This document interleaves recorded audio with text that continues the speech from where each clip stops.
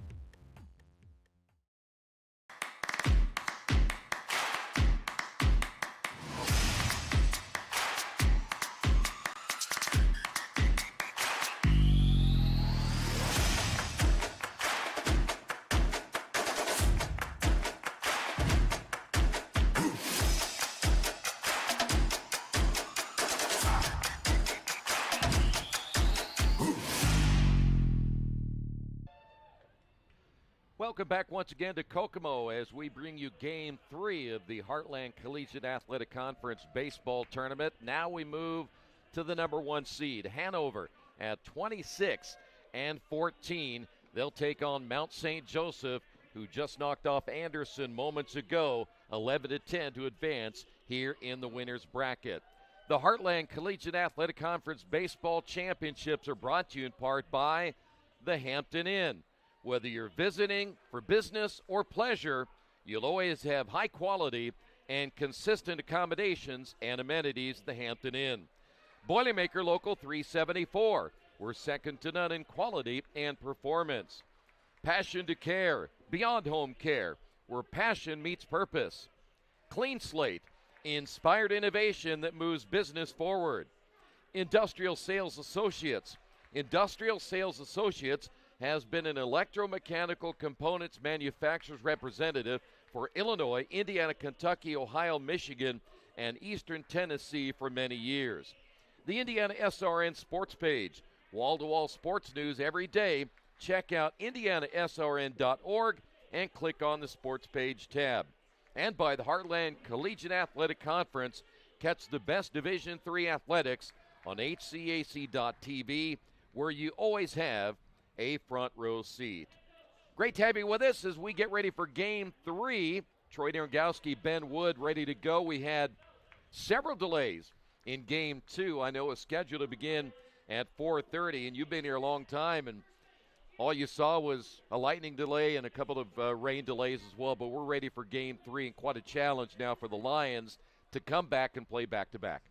Yeah, I saw a little bit of everything with the weather here when I got here, but it looks like the rain is gone for the rest of the evening, so we hope that stays that way. But, yeah, I got to see a good finish to that game right before the start of this one. It was a little bit of back and forth, some late scoring, and then finally Anderson had some trouble throwing strikes, and Mount St. Joe was able to take advantage, get runners on base, and scored, I believe, 3 runs in that final inning to get here. And now this quick turnaround, Keith was asking me, do you think it helps them playing again? And I think it does, considering you're coming off of a win. They put up a good amount of runs, and I think you use that confidence here and just keep firing away. Well, Ben, this is a Hanover team that I'm sure no one expected at the beginning of the year they'd be the number 1 seed, but they've had a solid year. Pitching has certainly been a key for them. They're at the top, near the top in ERA. They're 4th in hitting. They've just done about everything right, and that's why they're here as the number 1 seed. Yeah, I believe this is actually their first regular season title in the HCAC conference since 2001, so this is a big deal for them. And, I was looking over their schedule, and they had an 8-game win streak at the start of April from April 6th to April 20th, won 8 games there, and that's about half their wins on the season. So they got hot at the right time. They've cooled off a little bit since, but you mentioned the pitching here. They've got their senior on the mound in Alter. He's 7-1 on the year. Does have a 4.69 ERA, but seems to be their most reliable guy innings-wise. Yeah, they lost perhaps one of the better pitchers in the league in Marcus Goodpaster earlier this year, so they don't have him to count on, and he threw some big innings last year and really was having a solid year this year until the injury. They're going to face a Mount St. Joseph team that is hitting well coming into this tournament. And certainly after their last win, as you mentioned moments ago, they are riding high after that 11-10 win. They, by the way, earlier this year played 3 times. Hanover took 2 out of 3, and Mount St. Joe took it to them in the last game 16-5. Those games don't mean a whole lot right now because that's all behind you. And the tournament's a different feeling. It is, but the one thing that does stand out to me in that 3-game series is each game that was won, they scored 10 or more runs. So I'm expecting to see some runs here in this one. But like you said, you usually tighten some things up in postseason. Sometimes you'll have some pitchers be more aggressive, willing to rely on your bullpen here. And I think that's where Hanover has the advantage here. They're coming in fresh. They haven't used any pitchers yet today. So that will be something to look out for here as this game goes on. Game time will be at 6:05, and Anton Meir will lead things off. Anton got on base 4 times in that win over Anderson. Getting the start again in right field, and Alter's first pitch is on the way, and it's in there for a called strike. Yeah, you're not going to see anything too crazy for him. I just said he's really reliable, so look for him to hit his spots here early. As you mentioned a little bit ago, an ERA of 4.69. Breaking ball is outside and kind of looks back at the mound. Of course, we've had plenty of rain. If you've tuned in throughout the day, rain has pretty much been the name of the game, especially at the beginning of Game 2. Alter gets the sign from Douglas, and the pitch is up high, 2 balls and a strike. Douglas behind the plate. McCoy is at first base. Perkins at second. Danemon's at short. We'll complete the infield here in a moment as we wait the pitch for Alter. The 1-2 was on the way, and a breaking ball in there for a strike. We'll go to 2-2. Christie is down at third. In left field is Osterling. Carroll in center, and Raudebusch in right field. The 2-2 pitch on the way, lifted foul. Mira Jr. from Centerville, Ohio, hitting, I believe, 355 on the season with 61 hits. And he will steal bases, 23 stolen bases coming into the tournament. Pitch is on the way, and a breaking ball stays inside. 3 balls and 2 strikes now to Meir. It's Meir, Lawson, and Harrison at the top of the order here for the Lions. The payoff pitch on the way is a breaking ball line to the shortstop. Daneman is there. There's 1 away. That's exactly what you're looking for if you're Hanover. If there are balls put into play, make sure they're not going too far. They're staying low, and right there, just easy first out. So that'll bring up Jake Lawson. Jake was on base 3 times in that win against Anderson, and the pitch is on the way, and the fastball outside, 1-0. See here the righty versus lefty matchup. Lawson coming into this hitting just under 280 on the season. The 1-0 pitch hit foul. We are starting this game at about 55 degrees, which, if you think about the last couple of years we've been here, we had rain 2 years ago, but it wasn't 55. And last year we had really good weather for the entire tournament, so this is a new one. Never know what you're going to expect here in Indiana this time of year. You never can. The 1-1 pitch popped up left side. Daneman is there, calls everyone off in foul territory, squeezes that for out number 2. Good communication there by Daneman so far. Taking all the fielding into his hands here, getting the first 2 outs. So that'll bring up Andrew Harrison. Also had a good first game. He was on base 4 times, went to the plate 6. Came into the tournament a 300 hitter. Lines this one back up the middle. Ground ball. It'll be Daneman behind the bag. Throw to first. That'll do it for Mount St. Joe after half inning. No score. Thinking about what to do after high school? Consider a career with Boilermakers Local 374. As a Boilermaker apprentice, you'll earn while you learn. We offer excellent wages and benefits, and as part of our no-cost hands-on apprenticeship program, you'll learn from the best in state-of-the-art training centers and on the job. Become a union Boilermaker and get on your way to a great career. Find out more, visit www.local374.org or call 219-845-1000. We are pioneers. We are the next generation of inventors, creators, teachers, and leaders. We think critically, work collaboratively, always learning, growing, doing. We care deeply about people and the planet. Facing challenges together. A place for the curious, the bold, and the go-getters. At Transylvania University, we pursue bold paths. We encourage you to follow us on Twitter at IndianaSRN. Find upcoming games, video highlights, and much more. Follow us now at IndianaSRN. The HCAC baseball tournament brought to you in part by Officially Human. Their mission is to restore respect to game officials and recognize them as authorities on the field and the court. Thanks to our officials, because without them, we don't play. Aiden Post, the left-hander, getting the start. Tell us a little bit about his numbers. He's coming in at the season at just over a 4 ERA at 4.03. He's also 5-1 on the year, and also has 31 strikeouts to his name.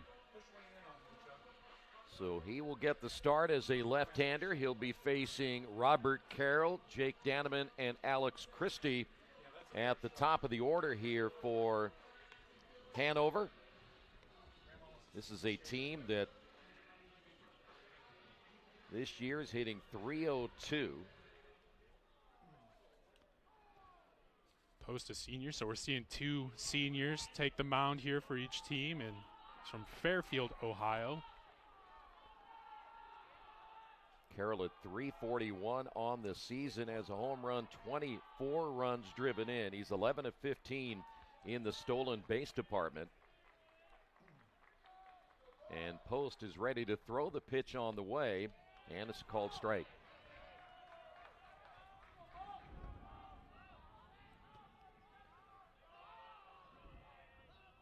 The 0-1 delivery is low. That'll even the count at 1-1.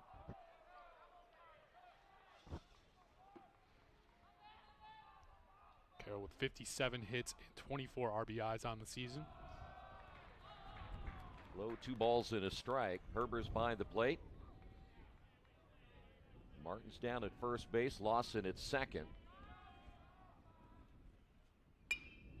Swung on, hit foul. Now we'll go to 2 balls and 2 strikes. Schaff's at short. Harrison at third. Harley in left. Brandcamp in center. And Meir is in right field in the second game of the day for the Lions. The 2-2 pitch on the way, bounced right in front of Herbers. Looks like he didn't have a full grip on that one as it came out of his hand. Well, they probably haven't seen this kind of weather, 55 degrees, since near the beginning of the year. Payout pitch on the way, grounded toward the shortstop. Bobbled, throw to first, not in time. Schaff will get the error, and Hanover has a man on. Yeah, it looked like a routine play, but I think he went for the backhand there, and it threw him off, and not enough time to make that throw, so good hustle there by your leadoff man in Carroll. Here's Danneman. Danneman at .364, a home run, 22 runs driven in.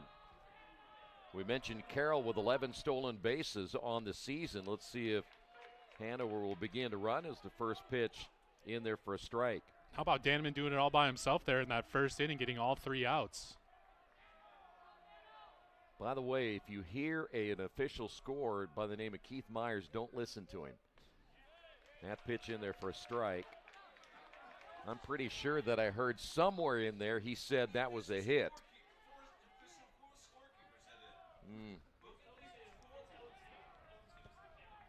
No balls and 2 strikes. Here's the pitch on the way, and it's high and outside.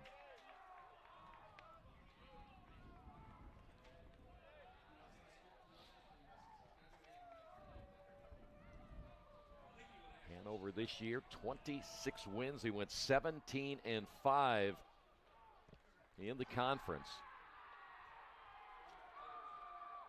By the way, if we get the last game, I think they said you have to start before around 10 o'clock or before 10 o'clock. So we're hoping to get one more in.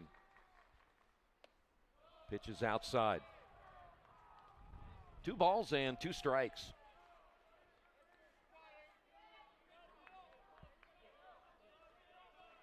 By the way, stats on the Mount St. Joseph website throughout the entire tournament. That's going to be line base hit. So Danneman with a single, and that'll bring up Alex Christie. Good solid contact there, saw it all the way through here, and now early in this one, Hanover's getting going. Christie at 363 on the year, 10 home runs. He has driven in 50, a slugging percentage at .713. Last year, Christie set the single season home run record for Hanover with 15 last year. He's got 32 overall in his career. That pitch is low and outside. 1 ball, no strikes. And that 32 in his career is also a school record for Hanover. We have seen some home runs here today, not in the first game, but in game number 2. That's going to be lined into left field for a base hit. Rounding third is Carroll. He will score.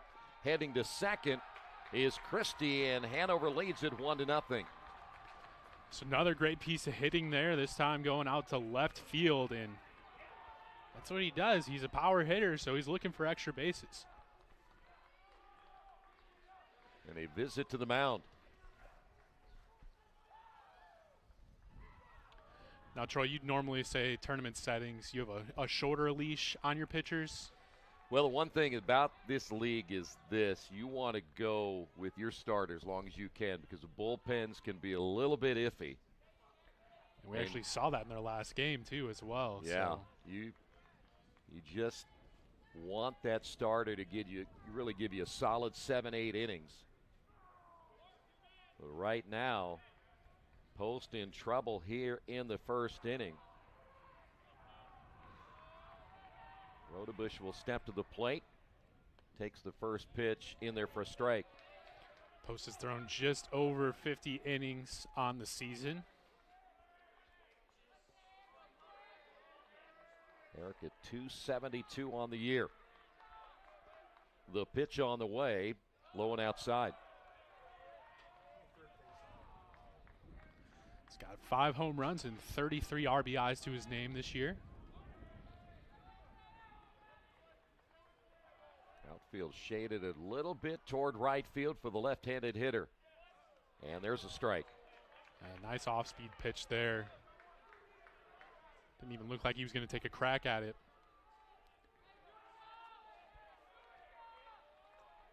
Danneman at third, Christie at second. 3 hits in the inning already, though that first one a little bit shady. I think Keith called that one. Ground ball, right side. Fielded by Lawson. The throw to first in time. A run will score. And Christie advancing on to third.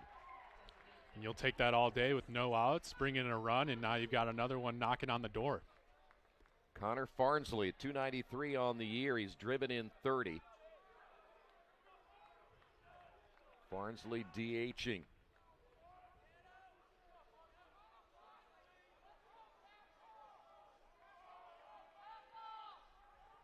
So 1 away, and the pitch, swing and a miss. Seen some good off-speed pitches here from Post.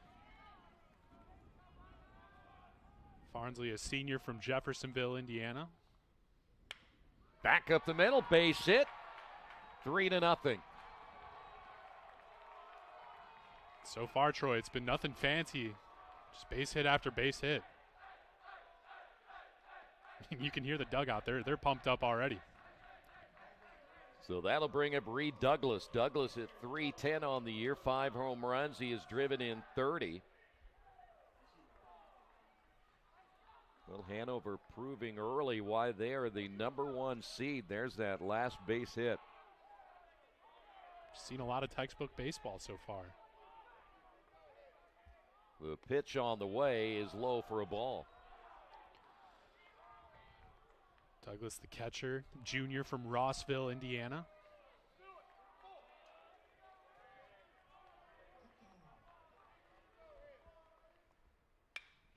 Fly ball left field. Harley back at the warning track, and that will carry to the top of the fence. Rounding third will be Farnsley. They'll wave him home, and it's 4-0. A double by Douglas. It nearly got out of here. And great job there by the third base coach. We saw him rounding the bases, didn't even hesitate, and it looked like out in left field, kind of lost it for a second. I think he was going a lot farther than he initially seemed, and that one hit off right at the top of the green, so nearly a home run. Andrew Osterling will step to the plate. 40 runs driven in this year. A .291 hitter and a left-handed hitter stepping up now with an early 4-0 lead, and Post is struggling. That one hit into center field. Brandcamp is there, will make the catch, and Douglas will stay at second. And 2 away, and that'll bring up Matthew McCoy.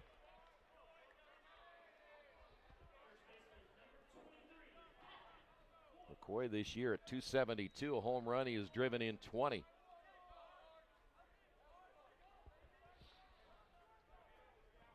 Well, we talk about early starts, and Mount St. Joe had a good start in their first game, scored 3 runs in that first inning before Anderson came back with 5 in the second, and there's a strike. Well, you love to set the tone early. Yeah, I think it's really important. We mentioned tournament setting, kind of getting your team in rhythm offensively, and then it creates problems. We mentioned for the pitching staff on the other side, they're going to have to get into that bullpen earlier than they'd like. Good cut, fouled away. McCoy down to the count at 0-2. This is the 8th hitter already for the Panthers here in the first inning. By the way, that ball comes back and hits the backstop where there's no padding. So they'll get rid of that baseball. I'm sure they've gone through plenty today with all the rain we had in game number 2. Here's the 0-2 pitch, low and outside. And you and Keith saw a noticeable difference, right? Once the field got wet, the balls didn't seem to go as far. You can see the outfielders, they were moving in. 1 ball, 2 strikes, 2 away. Here's the pitch by Post. Grounded to the right side. Lawson will scoop and throw. After 1, Hanover leads it 4-0. Egg on avocado toast. Oh. Ew. Your flash fried porgy over chips. Ew. Your fresh Maine lobster with microgreens. When the only thing your 8-year-old will eat is waffles. She's fine. She's fine.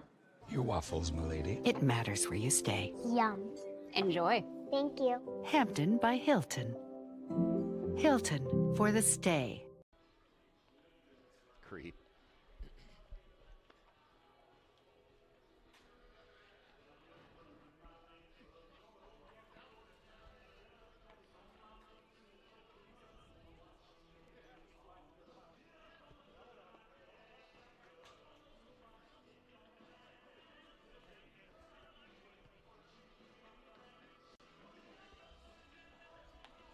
Back once again here in Kokomo.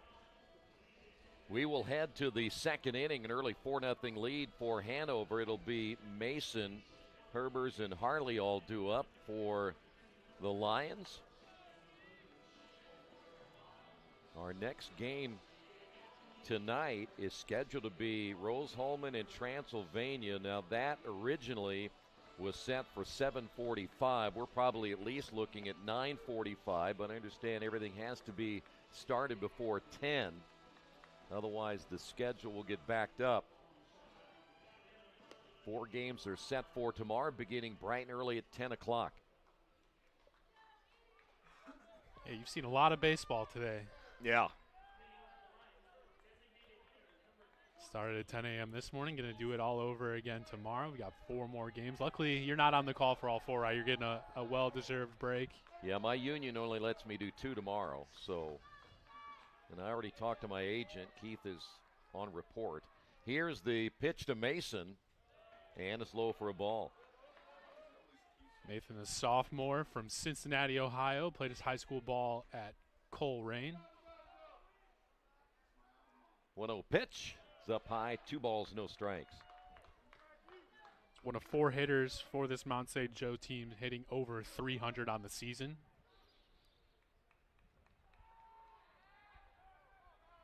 Alter looking into Douglas, and the pitch. Chopper left side. Christie charging and throwing, 1 away.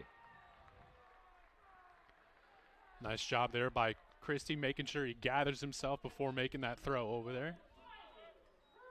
Here's Herbers. By the way, the notes you're bringing to the game is the same thing that we always see Keith do. Hey, I learned from the best, right? So Herbers steps up, takes the first pitch outside for a ball. Herbers at .333. Started 12 games this year. The pitch by Alter, and that hits him.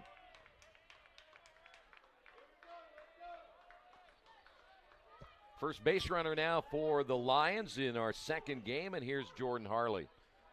Yeah, good opportunity here. Finally get one on base, see if they can move him around.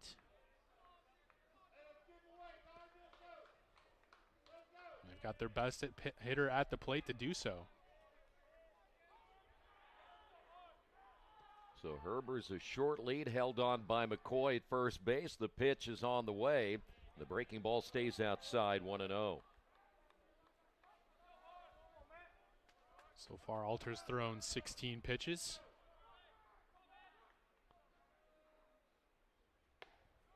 Fastball in there for a strike. Haven't really seen him, I think, other than the first at bat, get too far into the count. Yeah, he went 3-1 on Meir, and after that, no more than 3 pitches. That one is fouled away. So we'll go to 1 ball, 2 strikes. It is game 3. Earlier today, Rose Hallman opened up with a 5-0 win over Anderson. And then Mount St. Joseph rallies to win the second game.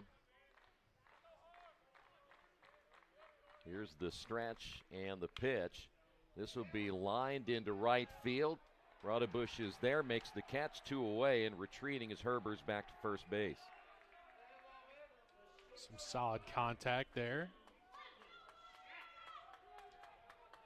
Take that back, was Rose Holman beating Franklin 5-0 in our second game. It was 11-10 Mount St. Joe over Anderson. Kevin Schaff will step up. Herbers a very short lead. Doesn't look like he's a threat to steal. And the pitch in there for a strike. Schaff hitting just under 300 at 296 on the year. Has 40 hits and 22 RBIs. That one hit foul. So no balls and 2 strikes now to Kevin Schaff. Yeah, we'll see if he keeps this one away from the strike zone. Schaff scored one of those 3 runs in the bottom of the 9th inning to pull out the win in their last game, and the fastball stays up high. 1 ball, 2 strikes. Schaff, though, had struck out looking 3 times. Alter comes set. The 1-2 pitch. Got him on the outside corner. Great pitch by Alter. After 1.5, 4-0, Hanover. We really focus on modern application development, DevOps, so automating the whole process of delivering your solution, and cloud architecture. It's very important for mid to large companies to have cloud partners, because you can't possibly have all the talent you need to address the complex ecosystem of the cloud. We advise them on all parts of their business. And then when things are defined and we see a clear goal, Clean Slate also then goes and does the work. We have a team that is very passionate about what they do. We love to solve complex problems, and there's a lot of companies out there that will avoid, getting involved in those things, and I think that's why clients like to work with us.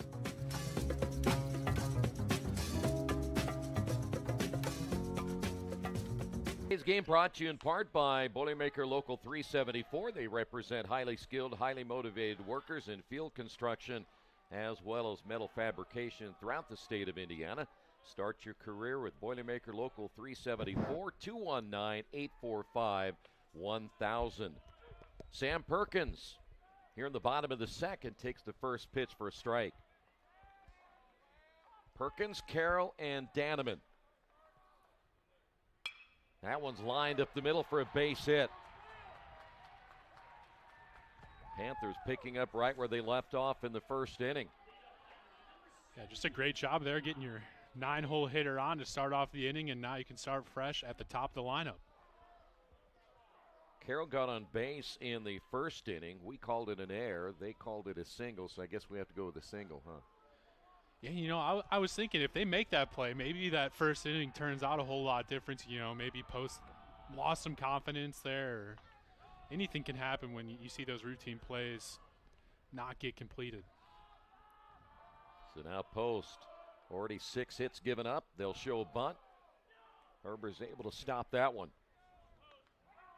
1 ball, no strikes. Yeah, first bunt attempt here from Hanover, but so far they've been getting runs on the board by playing small ball, other than that hit out to the fence in left field.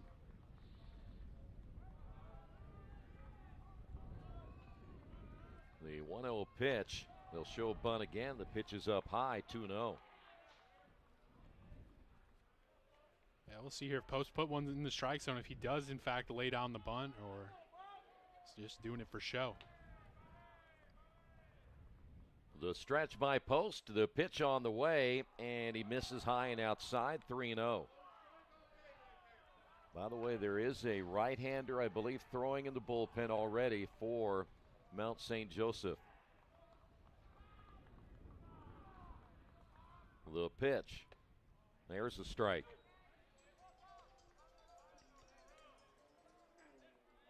Three and one now to Robert Carroll.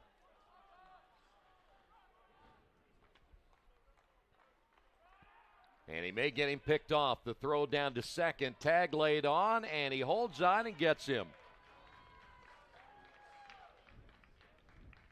So Perkins thrown out. 1 away. And 3 balls and a strike now to Carroll. It's a good job there by Lawson covering some ground here, and then we see kind of has to reach over to the far side to make the tag. Base hit by Carroll. And so they come right back at the 7th hit of the ball game, and that'll bring up now Jake Danneman.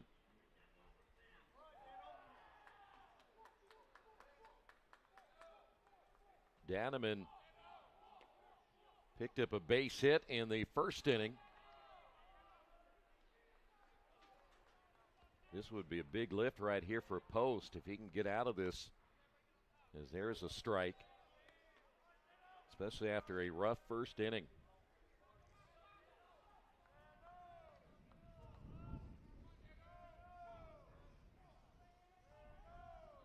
The pitch on the way, and there's another strike, 0-2.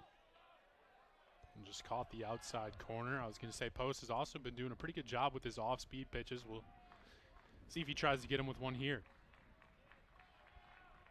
Well, certainly at this stage, don't give this guy anything to hit, and the pitch is high and outside, so pretty much a waste pitch there. Yeah, looking to work that outside of the box, trying to keep it away from Danneman. Wind has really picked up a little bit, blowing in as opposed to blowing out earlier today. Here's the 1-2 pitch, and it's low, and we'll go 2 balls, 2 strikes. Got to see a couple home runs today so far. No doubters, as we called them. Always nice. 2 balls and 2 strikes. And again, a throw to first.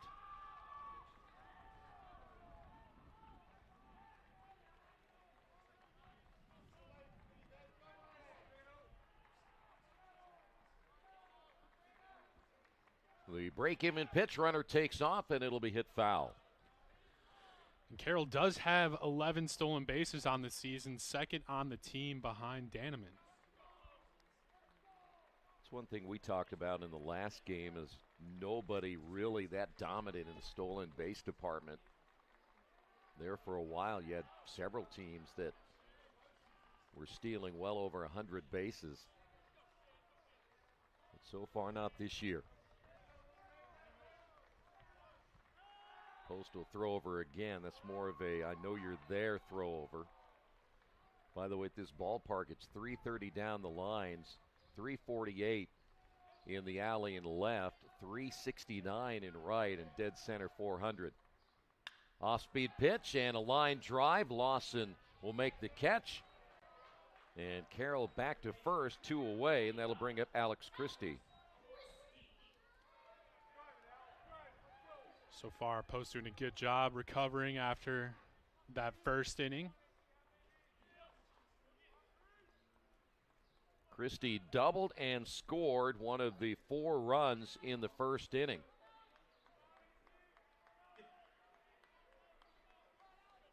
And the pitch, low for a ball.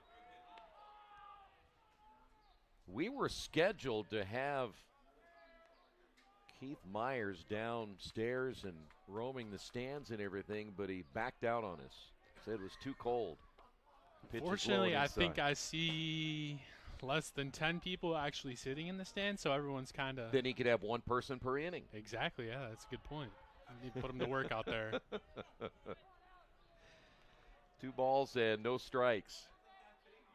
I'm pretty sure he said he was part of the team, and all of a sudden he just kind of faded away.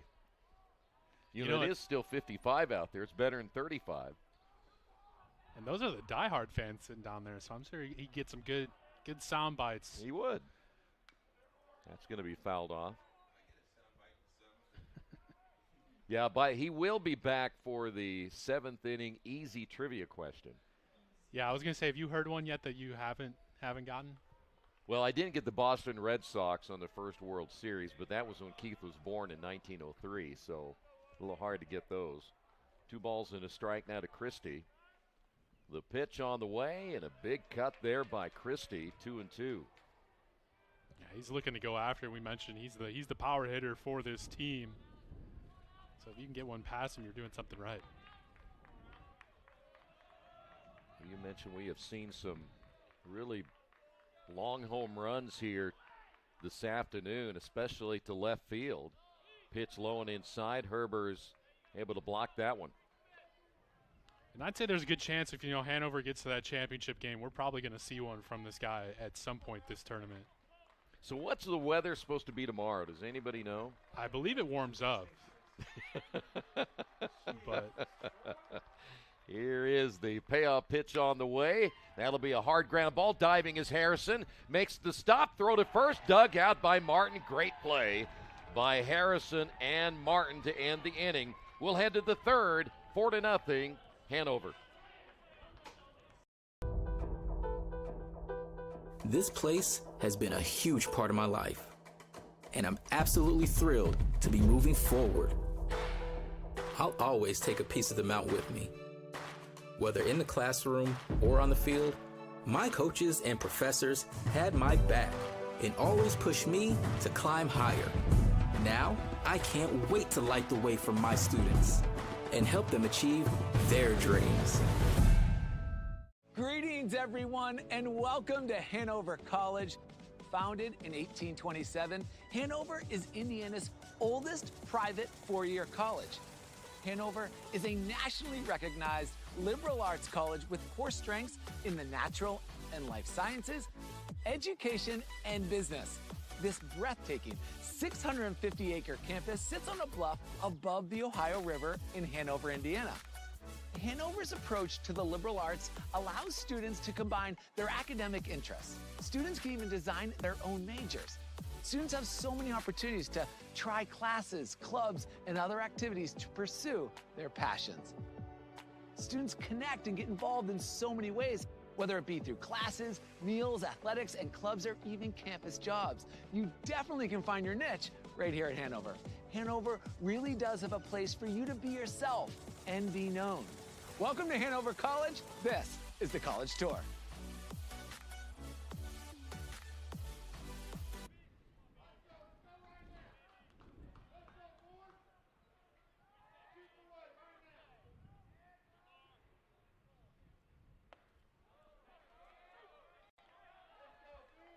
Brandon Martin will lead things off here in the third. He'll take the first pitch for a strike.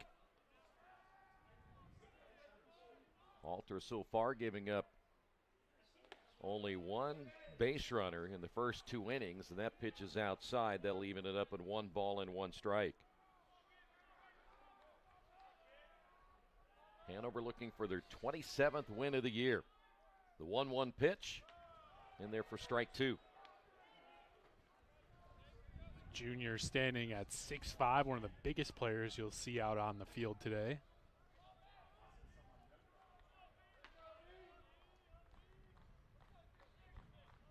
The 1-2 pitch by Alter is hit foul. And will stay 1 ball and 2 strikes. Mentioned last inning, Alter doing a good job keeping the pitch count down. This will be his 25th pitch of the game.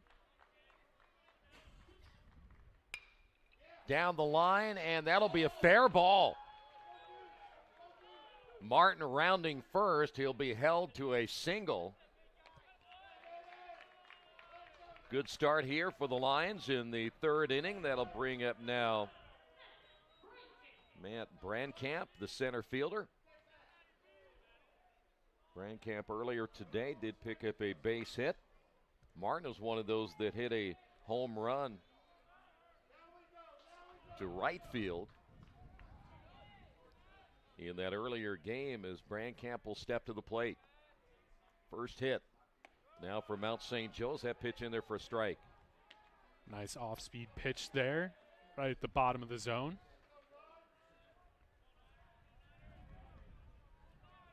Outfield is straight away here for Brandkamp, and the pitch right down the middle for strike 2.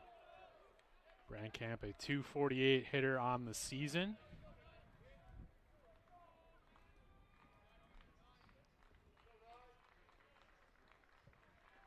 Alter again gets the sign from Douglas. Check the runner at first, and the pitch is swung on and hit foul. By the way, Martin has a very short lead down at first base.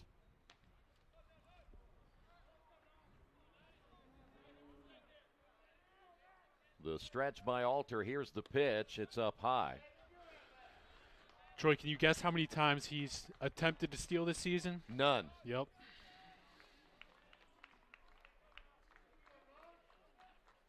But why not make it your first, right? Yeah, right. Save it for the postseason. Yeah. 1-2 pitch just outside.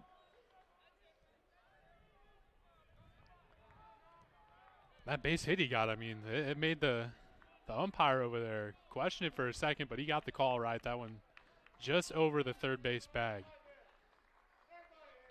2-2 pitch on the way, and he got him swinging. Brandkamp strikes out. Second strikeout by Alter.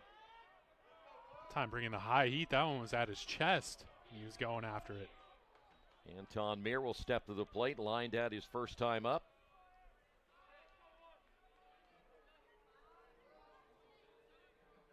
Now this is a guy you'd love to have on base. You know he's going to be aggressive out there. Line one hopper to the second baseman, bobbles it. Perkins cannot make the play at first. That will be an error. And that's a tough one there for Perkins. Maybe he was already thinking about trying to turn 2 before he corralled that one in, and instead lets both runners reach base safely. Hanover's committed 68 errors this year. Their fielding percentage at .951. Loss in 0 for 1 in our second game for Mount St. Joseph. The pitch on the way, and this will be a ground ball once again to Perkins. Flips on to Danneman to first, and not in time. Martin advancing on to third, but they do get the runner at second. And by the way, Lawson ended up losing a shoe or something down the line. Looks like it might have been just a elbow pad. As you see a close play here.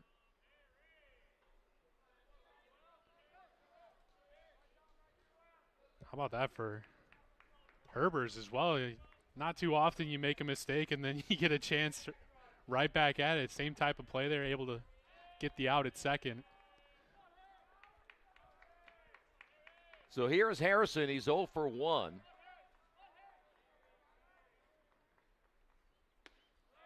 And the pitch a called strike. Saw Harrison make that diving play over at third base to end last inning, and that's one of my favorite plays, seeing third baseman get down on the dirt and able to pop up and make that throw over to first. We have seen some really good plays defensively, especially from our third baseman and shortstops today as that pitch is in there for a strike. Because looking from our vantage point, you think it's not that far of a throw, but when you're down there, that is a long throw to make, and to be able to jump up on your feet and beat the runner really takes a lot. The one advantage you always have with the turf is how quickly that ball can get to you as well. More predictable bounces as well. Yep. No balls, 2 strikes to Harrison as we play here in the top of inning number 3. Alter set to throw on the pitch. Douglas tried to frame that one on the outside corner. It'll go to 1-2. He did a good job last inning, kind of framing up that outside corner to get a strikeout. Looking to do the same.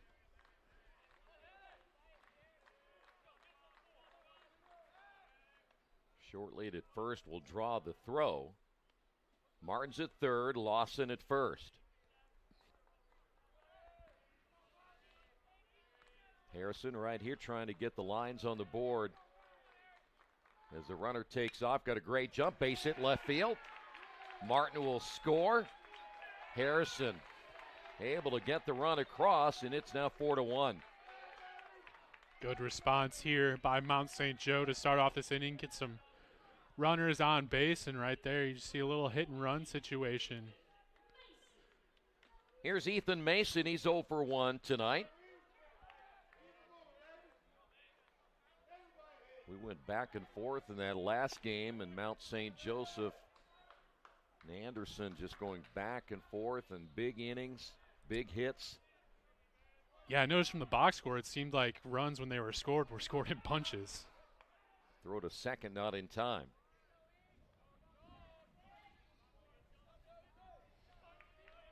Well, we talked about what a grind it is to play in this tournament. Pitching is really maybe the biggest key of all. Popped up foul. Just trying to find enough arms to make sure you can last, especially if you end up in an if necessary game on Sunday.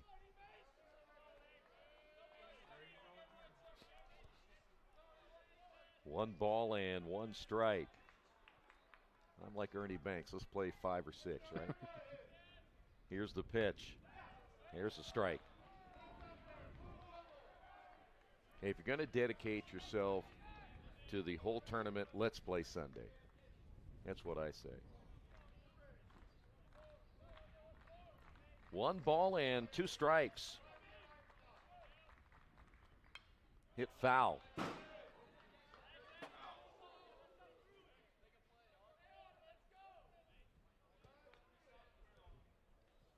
Mason doing a good job battling here. Alter had a really solid first 2 innings here, and we've seen some cracks. Mount St. Joe looking to string a few more here together. 1-2 pitch on the way is high and inside. This by far the longest half inning now for Alter. 1, 2, 3 in the first, hit a batter in the second. Got the next 2 hitters. The break-even pitch just inside.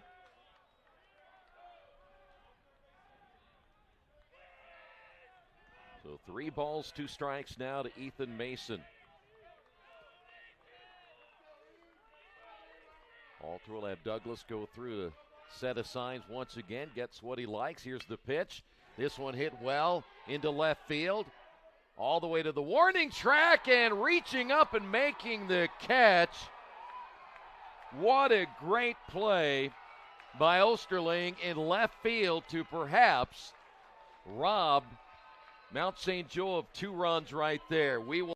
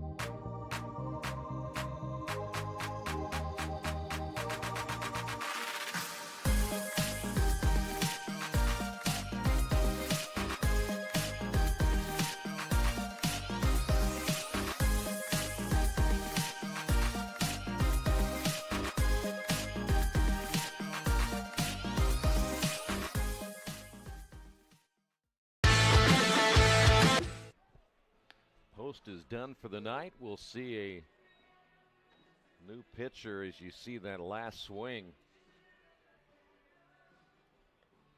Yeah, that one came off the bat really good, and I believe it caught him off guard out there in left field. But what a catch. I mean, that's Sports Center worthy, I'd say. Oh, yeah. Caden Morris making his 12th appearance. He has an ERA of 5.65. Does have 5 starts to his credit this year. And his first pitch on the way is fouled off. Only 2 innings of work for Post, giving up 7 hits, 4 runs. Raudebush 0 for 1 tonight. That's in the dirt. I'm sure Coach Newman's hoping to get more than a couple innings here out of Morris.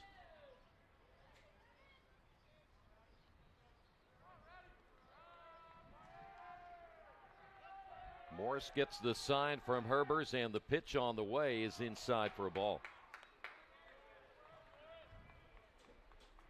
Morris, the 6'3" junior from Fairfield, Ohio.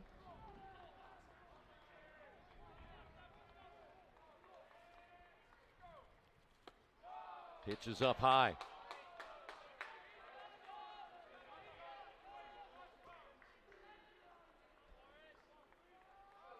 So far, Hanover 4 runs in that first inning. Ground ball to Lawson. He'll run and flip to first, 1 away. Good job there by Lawson running that one in, shortening up that throw. More of a toss. Connor Farnsley, who singled and scored one of the 4 runs in the first inning, will step to the plate.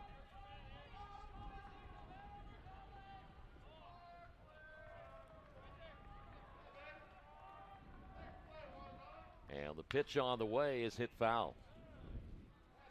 We are in the bottom of inning number 3, 3rd game of this tournament. The final game scheduled for tonight. It could be kind of chilly by the time we get that one underway. Swing and a miss. Rose-Hulman will come back after their win earlier today and take on Transylvania. Sure did.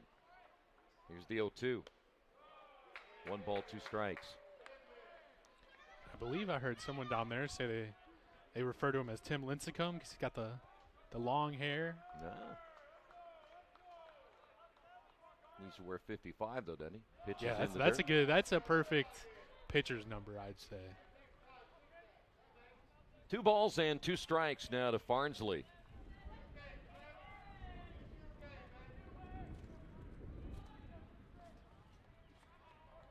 The break-even pitch on the way, grounded back up the middle. Diving will be Lawson, but his throw will not make it to first, and that'll be an infield single for Farnsley. Though really, Lawson had him played perfectly because he had him shaded up the middle. Yeah, just stopped that one too far back at the end of the infield, and that's a tough throw to make in time. You even kind of see him double clutch that one, thought about it initially, and by the time he let it go, there was no chance it was getting the out at first. Here is Reed Douglas, doubled in the first inning. His first look at Morris, the right-hander, and the pitch, kind of a half swing. Yeah, I thought about that one a little bit too long, and by the time he was ready to go, the ball was already past him. Morris, a long look into Herbers. Short lead at first, the pitch. The outside, Herbers took a peek down at first. Ball did not get away far enough. Count go to 1-1 Seems like so far when he's missing, a lot of those pitches are going in the left-handed batter's box. Hit well into center field. Brandcamp is there, will make the catch. Farnsley back to first, 2 away. So far, Morris coming in here and doing his job. Andrew Osterling is 0 for 1.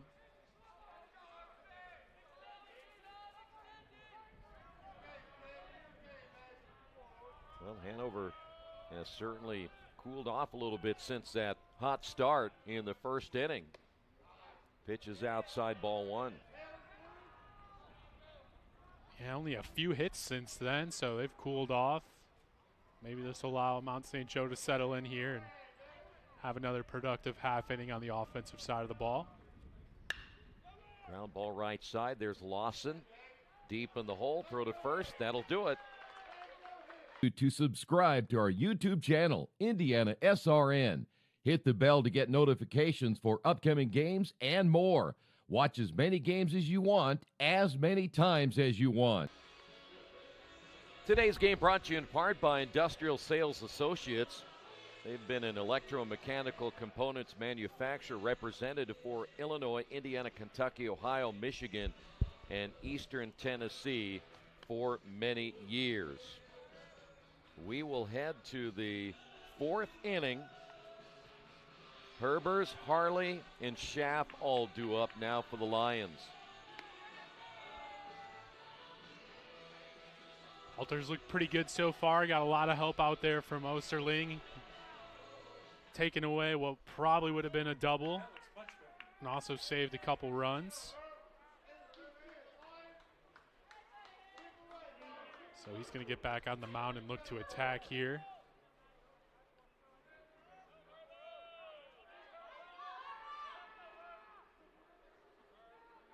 Alter set to throw, and the first pitch on the way.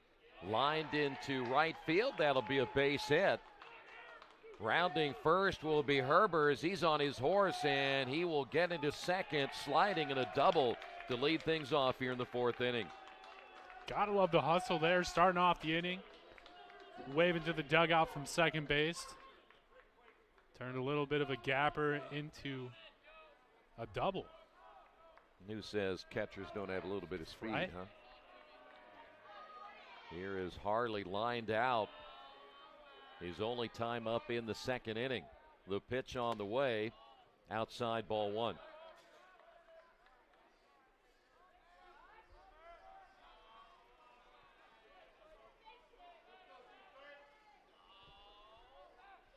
Alter now's given up 3 hits. Bunt attempt, third base side, nobody there. Great play by Harley. Christie, the third baseman, had no choice because the runner, Herber's, got a great jump down at second base. Yeah, we mentioned his speed there, showing it off, getting down to third, but that bunt was laid down perfectly. And that'll bring up Kevin Schaff, who was caught looking in the 2nd inning. He's been caught looking in these 2 games 4 times. Love to get a base hit right here and score the 2nd run for Mount St. Joseph. Here's the pitch. Now he's down to the count at 0-1. That was also Herber's 5th double of the season.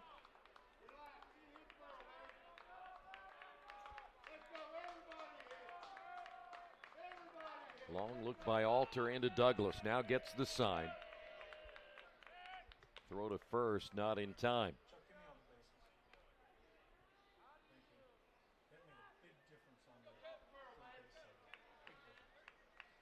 Herbers at third, Harley at first.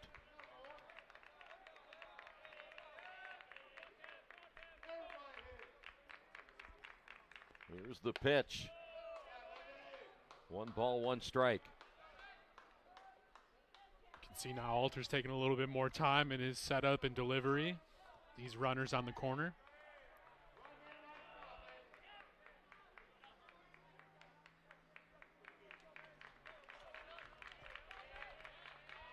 Here's the 1-1 pitch, bunted first base side, could be trouble. Alter dropped it. Run will score, and everybody is safe. Yeah, it looked like Alter there went to go tag him with his glove hand, but the ball never made it there. Dropped it on the transfer, and how about the small ball here from Mount St. Joe? And all of a sudden, it's a 2-run lead for Hanover, and that'll bring up Brennan Martin.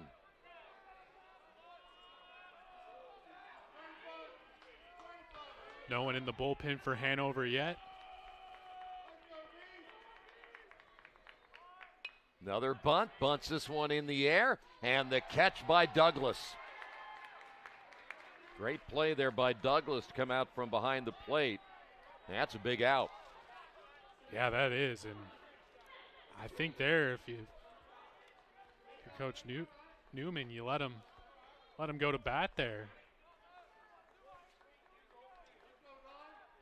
So 1 away.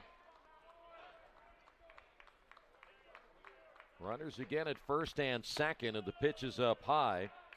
Brandkamp struck out his last time up. Yeah, I caught him looking with a pitch that just caught the outside corner to end the inning. The 1-0 pitch, outside, 2 balls, no strikes.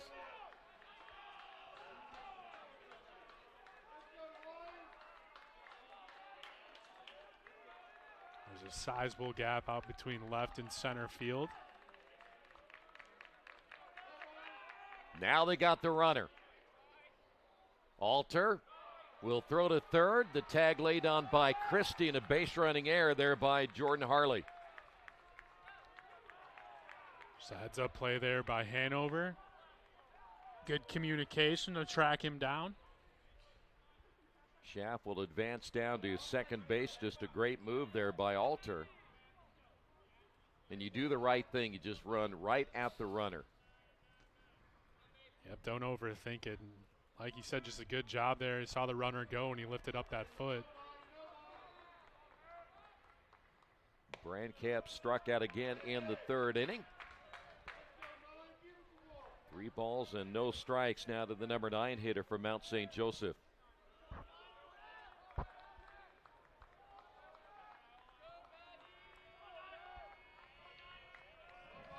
The stretch again by Alter, and the pitch right down the middle for strike 1. I think we'll see Brandkamp be patient here and possibly take this one as well.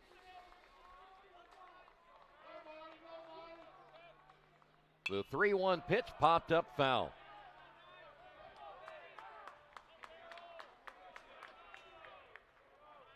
Just a tad bit in front of that one. Now this is a big pitch here for Alter. 3 balls, 2 strikes, 2 outs. The stretch by Alter. Here's the pitch on the way. Hit another one, but foul to our right. Good at bat here for Brandkamp. That time a little late getting to that one. Herber's got this whole half inning started with that double. He later scored. 3 base hits in the inning here for Mount St. Joseph. Payoff pitch once again, and it was a little bit high. Alter thought it may have been a little closer than that, but a walk. And we'll head to the top of the order now in Mir.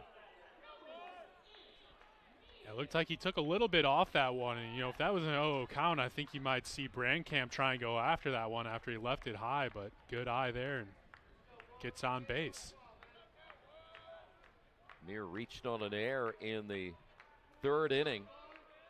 0 for 2 tonight. The pitch on the way is outside for a ball.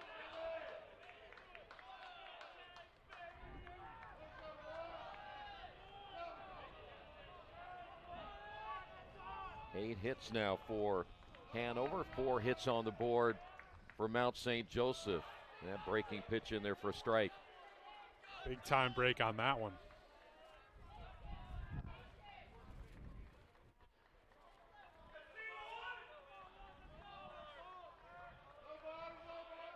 The 1-1 pitch. Lined into right field, base hit. Schaff rounding third. He will score. We'll have runners at first and third, and it's now 4-3. Laid that one down really nicely out into right field and helps bring some runners around. Boy, the way that Hanover start this game, you're thinking this could be a long night for Mount St. Joseph, but they've come back strong against Alter. Yeah, you love to see that. Didn't take too much time either. Got one last inning, and now they've strung a couple together. Lawson is 0 for 2. Tying run down at third. Runner takes off at first, swinging and fouling it away. And Lawson behind in the count at 0-1. I like the aggressiveness. Of course, Meir, we mentioned over 20 stolen bases coming into the tournament. Wasted no time down at first base. This time he'll draw the throw.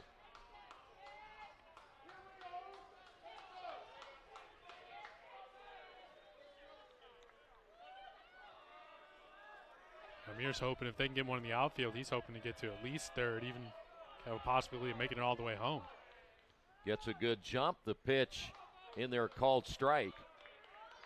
And Lawson down in the count now at 0-2.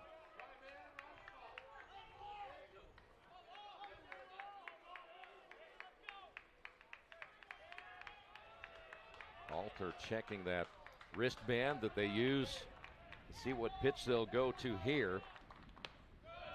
Fastball is high and outside. There you get a look at Christie down at third.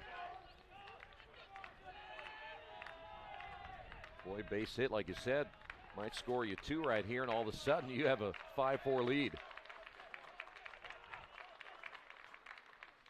That one's going to be looped into left center field. That's going to fall in for a base hit. And just like that, Mount St. Joseph leads it 5-4. There it is. They got it started with some good bunting there early in the inning, and now they're rattling off some base hits. 5 hits now by Mount St. Joseph, and that'll bring up Harrison. Harrison 1 for 2. He has an RBI. Well, we pretty much know by now that in this conference, there's no lead that's safe. And that's what we'd like to see, some good competition.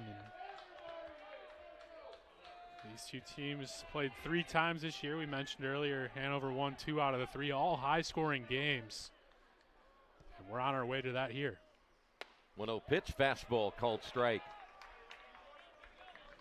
I know we like to see it for the most part, but I bet those coaches don't like seeing it when you give up a 4 or 5 run lead. Yeah, defense is always one of the main focuses. Popped up, and that'll go out of play. 1-2 now to Harrison. Still no action over there in Hanover's bullpen.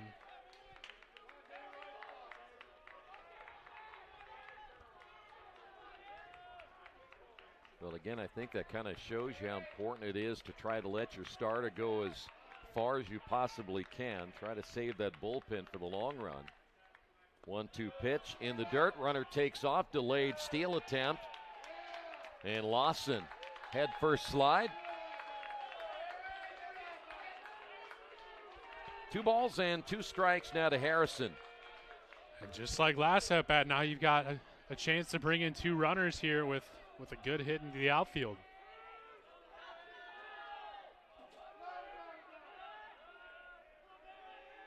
(5-4), Mount St. Joseph with the lead. Here's the pitch. Hit well, and that will drift foul.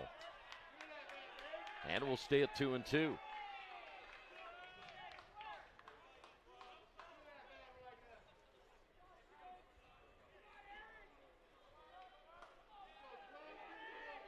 Now Alter's pitch count up to 70. I believe he was at about 25 after the second inning. Yeah, that's a lot of pitches here in the last 2. Break-even pitches on the way. Lined, 1 hopper to the shortstop. Throw on to first. They get the out there, but Mount St. Joe leads it by 1. An active athlete looking for enhanced performance, comfort, and recovery? Then Skins is the perfect choice for you. Our revolutionary sports compression product provides better oxygen flow in your muscles, helps reduce fatigue and pain from intense physical activity, allowing athletes to push their boundaries and perform better. Skins helps keep everything, including you, on track. So don't wait any longer. Get your Skins now and experience unbeatable performance. Take your game to the next level with Skins. They say nice guys don't finish first. So maybe it's time to reconsider what it means to be first.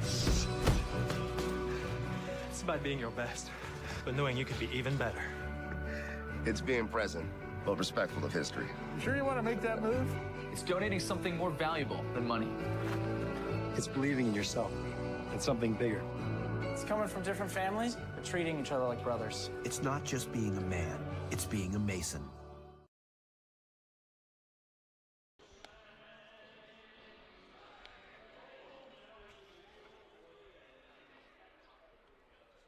Well, the one thing you can't do is tune away for a half inning. You might find a big surprise by the time you get back, and that's what Mount St. Joseph has done again.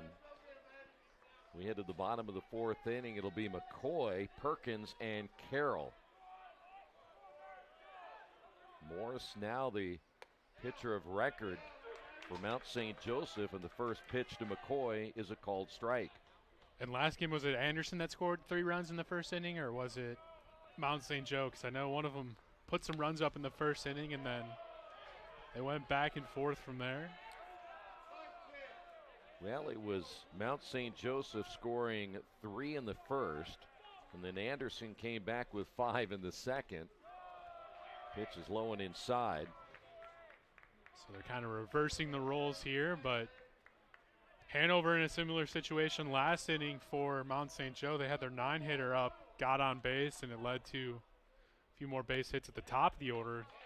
See now here if Hanover can do the same. Nice pitch in there for a strike, and McCoy even at 2-2.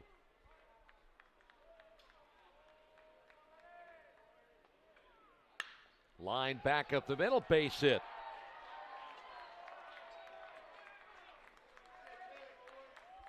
So that'll bring up Sam Perkins, the number 9 hitter. That one came hard off the bat. You could see Morris, most importantly, tried to get out of the way and then stuck his glove out hoping to make a play at it, but that one just struck really hard right up the middle.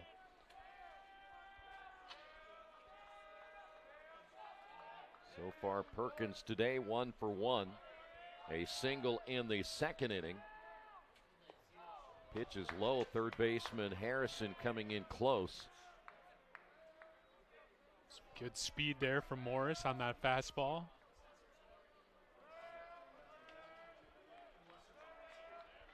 The stretch by Morris. Check of the runner at first, and the pitch. Breaking ball outside. That one breaking away from the strike zone.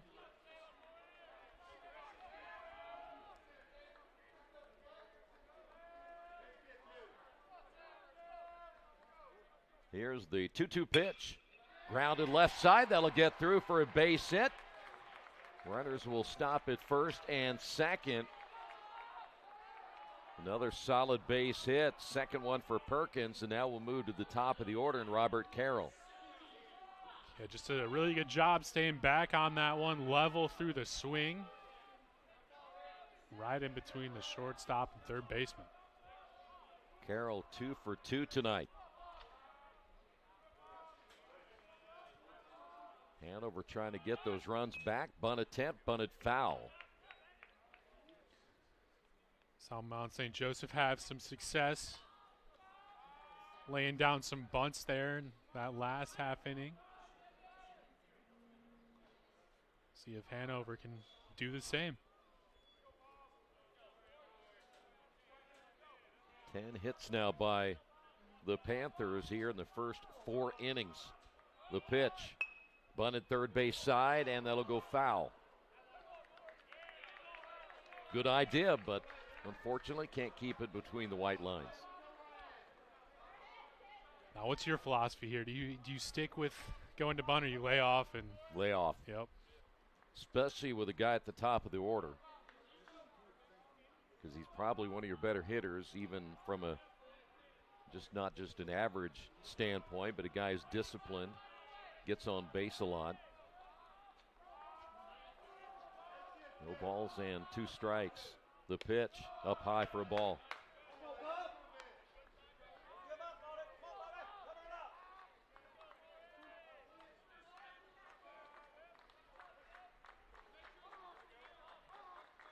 McCoy at second base, Perkins at first. The pitch. That's hit well, but foul. Boy, Carroll way out in front on that swing.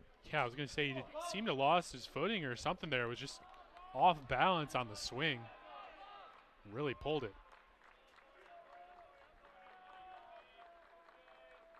The pitch on the way is hit to the third baseman. He'll knock it down. Step on the bag. His only play for Harrison is at third to get the force of McCoy, and there's one away. Good job there by Harrison. Not trying to do too much. Just scoop it up and get to the base. And does so. So you'll take that if you're Morris and Mount St. Joe. This will bring up Jake Danneman. Danneman, a single and a run scored. He's having a nice game on both sides of the ball here so far. The pitch by Morris, check swing, and did he go around? Yes.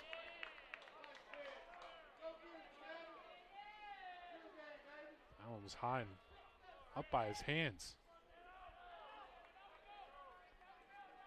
The Post got the start tonight for Mount St. Joseph here in the second game, but Morris, chance to perhaps pick up a win as that pitch is outside. That'll even the count at 1-1.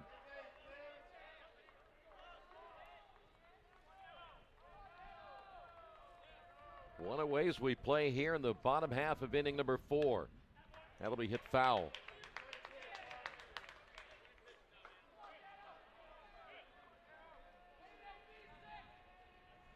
Morris on the year does have a record of 3-4, so he's picked up a few wins throughout the season.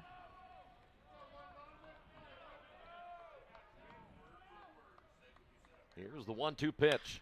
Back up the middle. Grounded to the shortstop. He'll step on one, throw to first base, and a double play.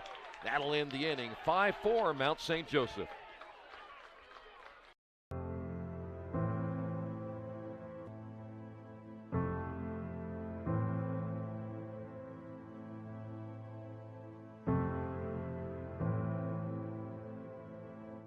Calling officials cheaters or corrupt, it's not a game. Insulting referees, it's not a game. Threatening officials, it's not a game. Berating young umpires, learning the ropes, it's not a game. Violent language in the stands, it's not a game. Verbal abuse from the sideline, it's not a game. Screaming at a referee in the parking lot, it's not a game.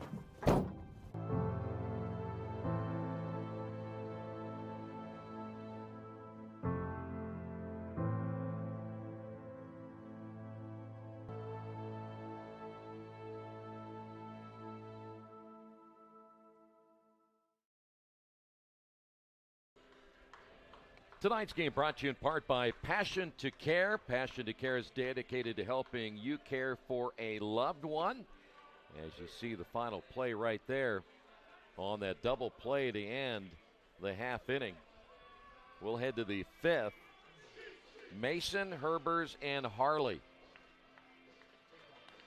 You know, this Mount St. Joseph team kind of looking like the Anderson team from a year ago who just kept coming back on everybody. And they have done that here in the first two games.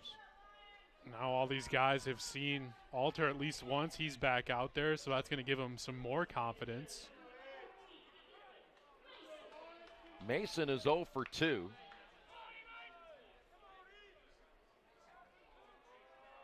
And Alter set to throw here in the fifth. The pitch on the way is up high for a ball.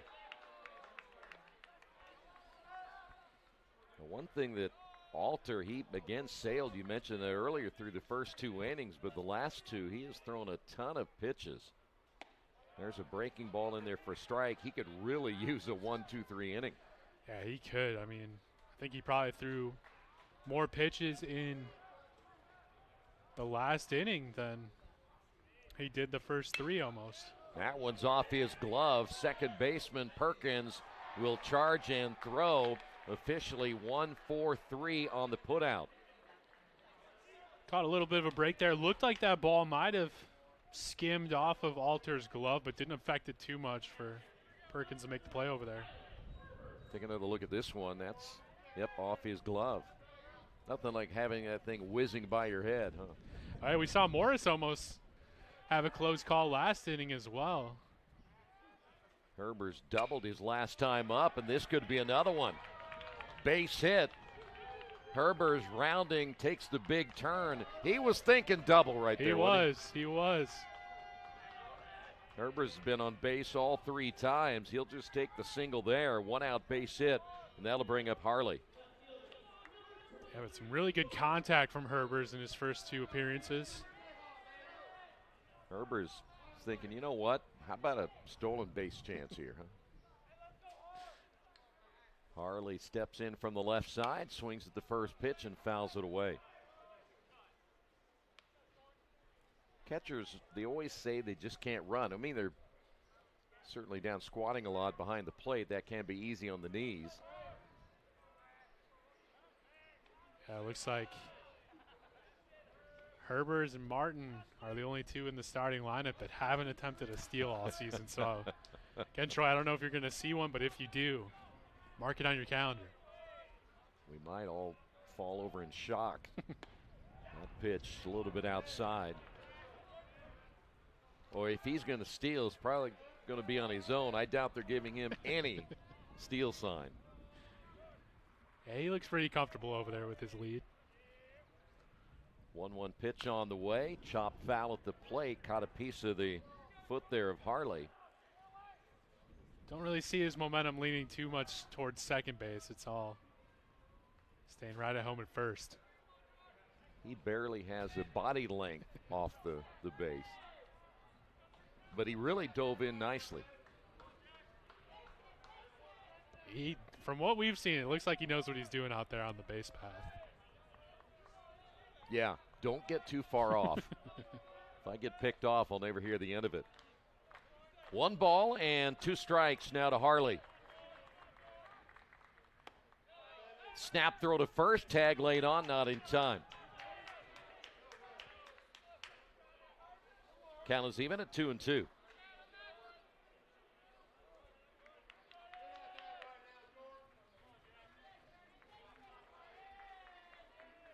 Saw the replay right there. He's probably thinking piece of cake. Another throw to first. Final game of the night. Transylvania. We're going to see perhaps the player of the year for Transylvania tonight. That's hit foul.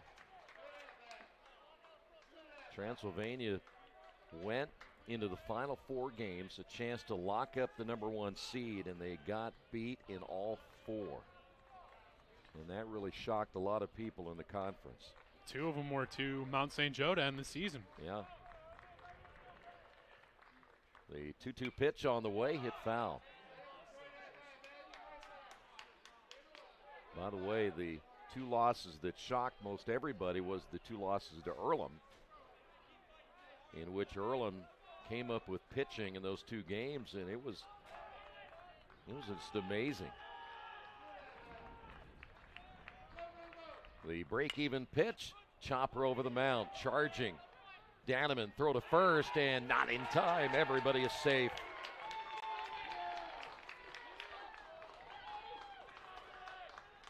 Looked like the throw might have been there on time, but the back foot came off the bag as he was making the catch. So, yeah, it was very close. Kevin Schaff will step to the plate. 8 hits now by Mount St. Joseph. But, Troy, going back to how this all shook out in the HCAC standings, we were at Rose Holman, I believe about a week and a half ago, and I was listening to Landon tell me all the scenarios between the last 4 or whatever games it was, and there was a lot of movement that could have happened in the standings. So it wasn't really all set in stone until that final game happened. Yep. The 0-1 pitch, well, that was outside, and Schaff takes a cut. Now he's down on the count at 0-2. Maybe a little too anxious this time. Herber's at second, Harley's at first. It's like now Hanover's got someone warming up in their bullpen. Just outside.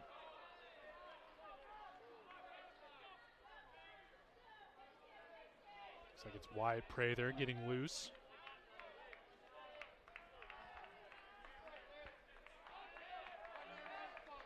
Alter comes set, and the 1-2 pitch. It's up high. I'll tell you what, again, you look back at the first 2 innings for Alter, I would have never guessed he has struggled the way he has over the last now 2+.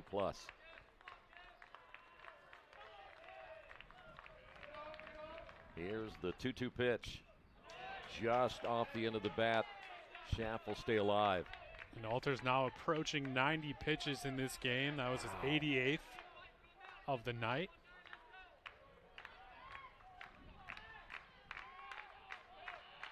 I never would have guessed that either.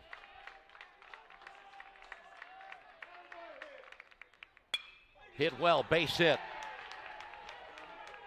Herbers will stay at third. Bases are loaded here in the 5th inning, and that'll bring up Brennan Martin. Schaff sat back and waited on that one and makes good contact. And now I believe it's the first time we've seen bases loaded for either team. Take a look at the hit right there. Martin will step to the plate, and we will have a visit to the mound first. Will this be it for Alter? And it's not that they're just getting hits off him, they're hitting him hard.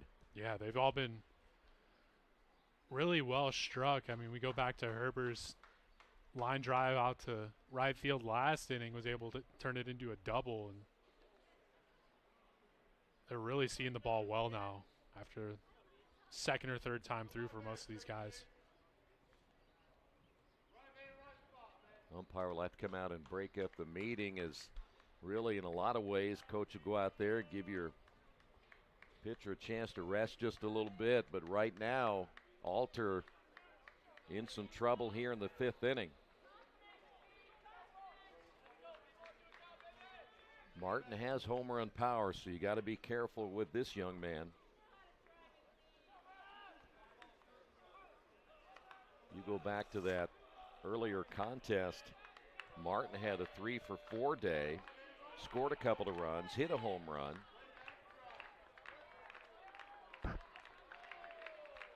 So after the meeting, here's the pitch on the way, and it's a called strike. And Martin has 5 home runs on the year, also has 40 RBIs. Good opportunity to add to that total. The 0-1 pitch. Good cut, and he falls behind 0-2. I believe his first hit was the one that went right down the third base line. Yep.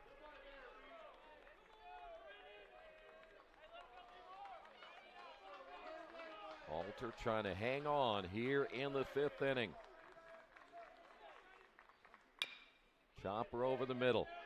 Charging, tagging, throwing to first. Did he keep his foot on the base? He did. Great play by Perkins to get the tag and the throw to first. The threat is over. Mount St. Joe leads it by 1.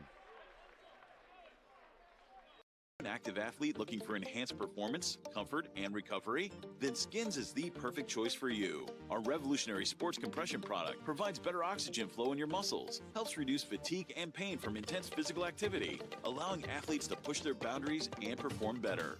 Skins helps keep everything, including you, on track. So don't wait any longer. Get your Skins now and experience unbeatable performance. Take your game to the next level with Skins. This is the hotel breakfast. It looked different online. Do you children like eggs? Here, they make your bones grow. It'll be fine. It's gonna be fine. All right, guys, look alive. Is it fine, Daryl?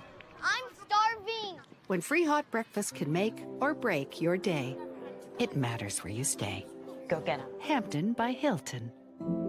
Hilton for the stay. Are you ready? To climb higher. At Mount St. Joseph University, we think you are.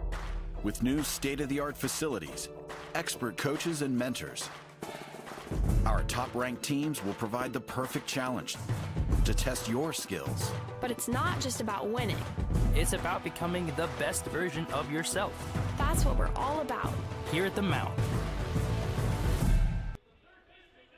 Into the bottom half of inning number 5, you take a look at that unassisted double play by the second baseman Lawson. Take that back, the second baseman Perkins there for Hanover. Yeah, really nice job laying the tag down. Looked like the ball almost kind of snow coned out of his glove, but he's able to keep it in there, make the tag, and make the throw. And seen both teams now benefit from double plays on the defensive side of the ball. Alex Christie will lead things off for Hanover. Had a double back in the first inning and takes the pitch low for a ball. How about the shift they got on Christie right now? Yeah.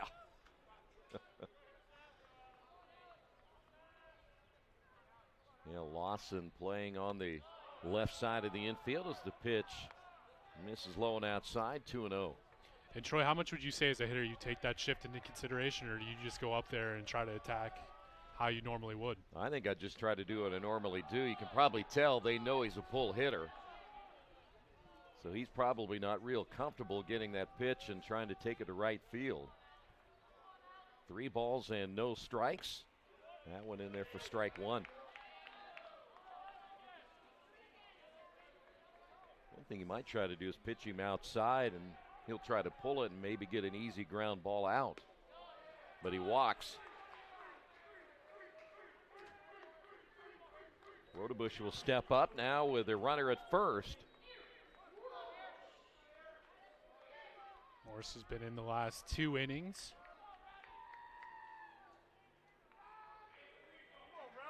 Done a good job keeping Mount St. Joseph in this game after that big first inning from Hanover. Morris will check the runner at first, and the pitch on the way. In there for a strike.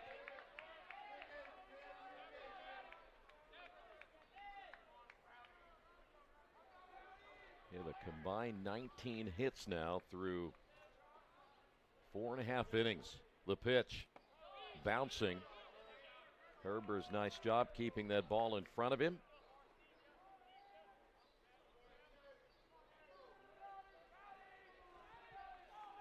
Count is even, a 1 ball and 1 strike.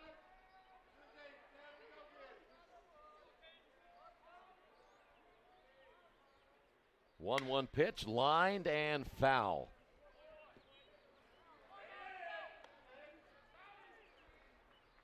And if there's one thing we could take away from that series they had earlier this season, is that someone is going to pull away in this game. We had a 14-7 win, a 10-5 win, and then a 5-16 loss there for Hanover as they won 2 out of those 3. But like I said, high scoring and really all weren't that close. Someone was eventually able to pull away, and we'll see if we see that here tonight. 1-2 now to Rodebush. Christie very short lead down at first as Morris set to throw. Line back up the middle, had him play perfectly. There's 1 and 2. Nice job by Schaff. Well, you know the scouting report has been looked at and studied when you really have a play like that. Yeah, second baseman didn't really even have to move on that one. Or sorry, shortstop right there. Farnsley will step up. Couple of base hits today for Farnsley, and swings at the first one and fouls it off. Maybe that's why Morris gets the Lincecum comparison. A lot of these balls are staying low to the ground. Easy ones for the infielder to scoop up and make a play. The 1 pitch. Bobbled by the shortstop, and that'll be an error. Boy, Kevin Schaff, I think he thought maybe he was going to have to really hurry on that one to get Farnsley. And so that'll be an error on Schaff, I believe, and that'll bring up Reed Douglas. Yeah, really aggressive approach there from Schaff, and as you can see, kind of misplayed it, and by the time he tried to get it in his glove, it was about thigh high, and it looked like he even tried to backhand it, so just an awkward play for him. Reed Douglas has doubled, and he flew out his last time up in the third, and the pitch in there for a strike. He's been making some good contact here so far in this one.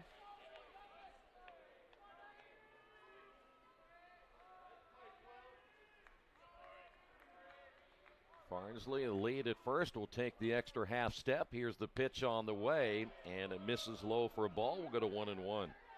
That one just missed the outside corner. So Herbert is trying his best to frame that one up.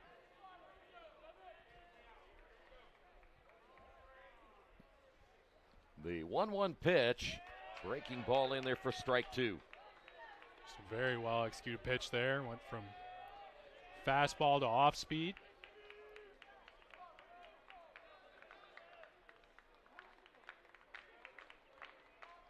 One ball, 2 strikes, and a quick throw to first. Nearly threw it away. A lot of room in foul territory. You will at least get 1 depending on where the ball goes. If you do overthrow it at first, that's hit foul. And we'll stay at 1-2. 2 away here in the bottom of the 5th inning.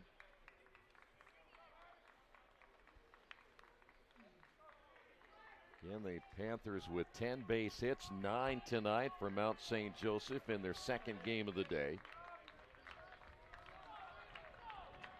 Lions have left 6 on base. Hanover's left 4 on base. The 1-2 pitch outside. Count will go even at 2 balls, 2 strikes.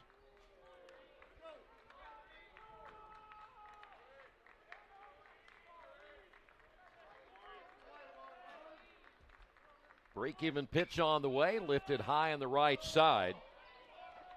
First baseman near the dugout. That'll go out of play.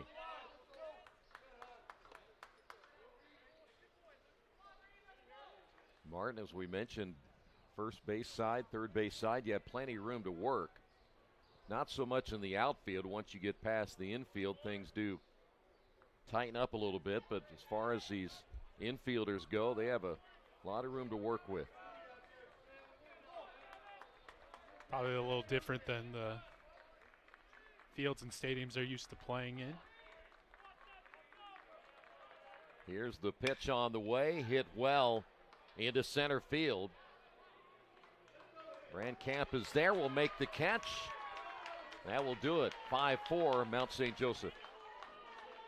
At first, me and my mom were struggling. I was trying to pay the bills and trying to take care of my mom at the same time.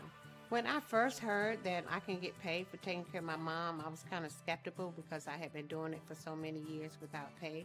That's when I reached out to Passion to Care. I read all the reviews and I saw that they were #1 in the field. Passion to Care has really, really changed my life. Right now, I take care of my mom 24/7 thanks to Passion to Care. Well, the young man back out there once again. Alter, after struggling a little bit. In the last 3 innings, we'll be back in here for inning number 6. As you take a look at that last play. One almost hit off Morris's heel.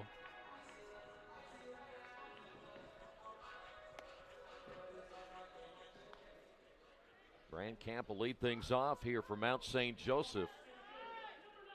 We'll go 9-1-2. Meir and Lawson also will hit here in the top half of the 6th inning. Mount St. Joseph trying to pull off the upset.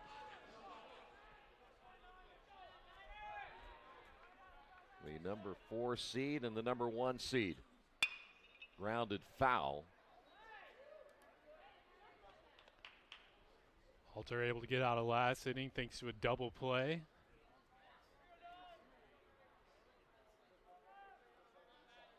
Rose and Transylvania coming up yet tonight. First game tomorrow, Franklin and Anderson. Right in early at 10 o'clock. The 0-1 pitch, low and outside.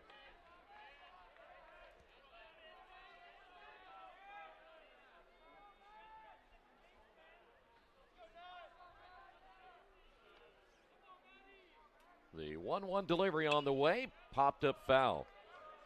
We have seen a ton of baseballs leave this ballpark. Yeah, I can imagine. I've seen my fair share already here in about 5 innings. And if you work your cards right, you go out there real quick, grab a few. Here's the 1-2 pitch. Another one hit foul.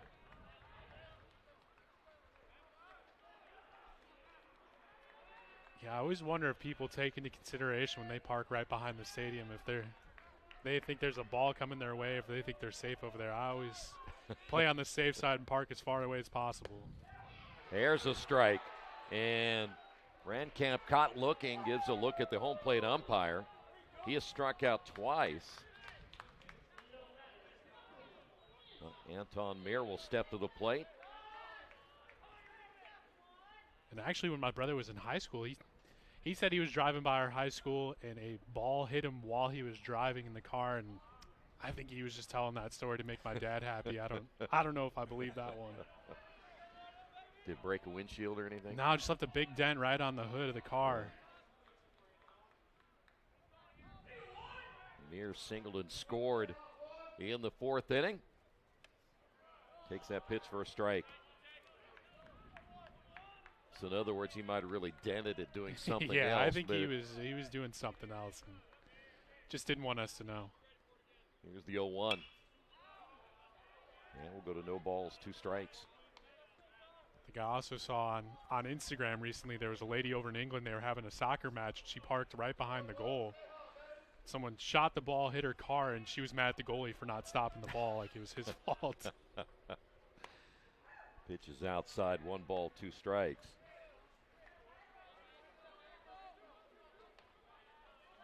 Wasn't tall enough or what? Yeah, I guess not. That's what she was saying. She said he should have grabbed it, but easier said than done. 1-2 pitch fouled away again. And now I think they heard you. Now just spraying balls over the right of us. See, I think I'm parked right back this way, so I always come in with the difference, trying to figure out the angles. Yep. Angles are important.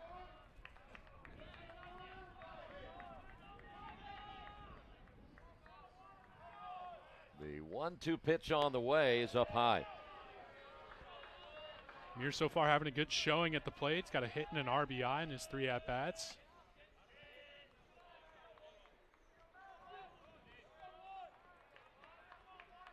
Alter has now surpassed 100 pitches for this game.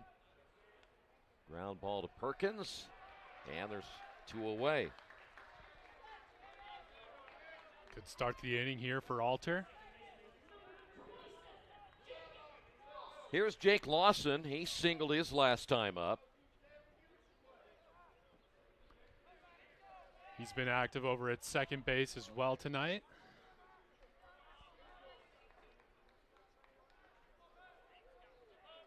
Boy, the common theme we have had so far in this tournament, it seems like. We have a barrage of runs, and then everything slows down. That certainly has been the case in the 3 games we've had thus far. Here's the 1-0 pitch, popped him up left side. Christie in foul territory. Let's see if he'll squeeze this one. He will. That'll end the half inning. We head to the bottom of the 6th. 5-4 Mount St. Joseph. Thinking about what to do after high school? Consider a career with Boilermakers Local 374. As a Boilermaker apprentice, you'll earn while you learn. We offer excellent wages and benefits, and as part of our no-cost hands-on apprenticeship program, you'll learn from the best in state-of-the-art training centers and on the job. Become a union Boilermaker and get on your way to a great career. Find out more, visit www.local374.org or call 219-845-1000. We are pioneers. We are the next generation of inventors, creators, teachers, and leaders. We think critically, work collaboratively, always learning, growing, doing. We care deeply about people and the planet. Facing challenges together. A place for the curious, the bold, and the go-getters. At Transylvania University, we pursue bold paths. We encourage you to follow us on Twitter at IndianaSRN. Find upcoming games, video highlights, and much more. Follow us now at IndianaSRN. Back once again here in Kokomo. Great to have you with us. It's game 3, and right now Mount St. Joseph holding on to a 1-run lead as we head to the bottom half of the 6th inning. Osterling, McCoy, and Perkins all due up. And Morris back in for another inning of work, and he'll miss with that first pitch. 1 ball, no strikes. Morris has been really solid so far, and we kind of touched on how important it was for last inning Alter to come out there and have a good showing, and he did. So we'll see if he goes back out there for another one, but they do have a couple pitchers warming up there on Hanover's side. The 2-0 pitch, called strike. But all in all, I'd say it was a really good response there from Alter to come back out after giving up those 4 runs and getting out of the inning and then having another good one there. That one just misses outside on the fastball. Now we'll go to 3-1. All the Hanover runs coming way back in the first inning. This one lined into center field. That'll fall in for a base hit. 1 for 3 now for Osterling, and that'll bring up Matthew McCoy. Good start to the inning here for the Panthers, and they can string a couple more hits together. They'll have the top of the order back up. You know, really, even since that first inning, they've had 1 runner that was left on base in scoring position in the 4th inning. It just has not been there. And like you said, the feel of it seemed like they had the confidence. They were going to come out here and just keep stringing runs together, but Morris has been a big reason why that hasn't happened. Second throw to first, not in time. I think that's really the first deep base hit we've seen him give up. A lot of them been ground balls. Breaking ball, hit to the right side. Just 1 here for the second baseman, Lawson, as Osterling will advance down to second base, and that'll bring up Perkins. Heads up base running there by Osterling. It's already about halfway to the bag by the time they were able to get to the ball. Lawson didn't have a play at second. Perkins now 2 for 2. That wind beginning to pick up a little bit again. Fly ball into right field, charging in and making the catch. Yes, great play by Meir in right field. He doesn't make that. That gets by him and a run scores. Yeah, huge play. From our vantage point, did not look like he was going to get there, and able to slide and catch that one off to the side. I mean, he got that one right before it hit the ground. Wow. That'll bring up Robert Carroll, the leadoff hitter. Carroll 2 for 3 and a run scored. One hopper to the shortstop, and the throw to first by Schaff, and that'll do it. 5-4, Mount St. Joseph. Egg on avocado toast. Ew. Your flash fried porgy over chips. Ew. Your fresh main lobster with microgreens. When the only thing your 8-year-old will eat is waffles. She's fine. She's fine. Your waffles, milady. It matters where you stay. Yum. Enjoy. Thank you. Hampton by Hilton. Hilton for the stay. Well, nice play by Meir in right field. And now we'll head to the 7th inning. It'll be Harrison, Mason, and Herbers.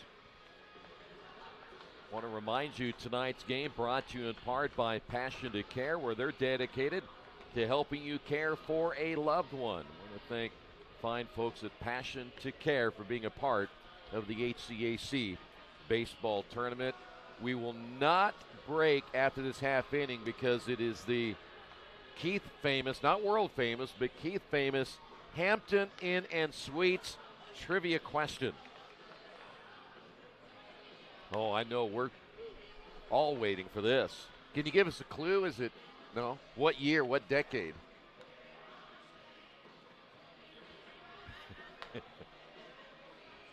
By the way, Alter back in for another inning of work. We talked about the amount of pitches he has thrown. He's up to 109. And now with him getting up that high, you think we'll see him in the I mean, we'll see him again, but I don't think we'll ever see him the rest of the tournament for extended innings, I would imagine. I wouldn't think so. That's a lot of pitches. And we're still only through 6. Harrison will step up, 1 for 3.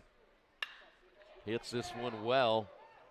The center fielder, Carroll, coming over to make the catch in left center. 1 pitch, 1 out here in the 7th. This is the first time in the game we've gone 2 innings without either team scoring a run, and the last inning, both sides made really quick work. Here is Mason. He is 0 for 3. Grounded out, lined out, and grounded out. The pitch by Alter, right down the middle for strike 1.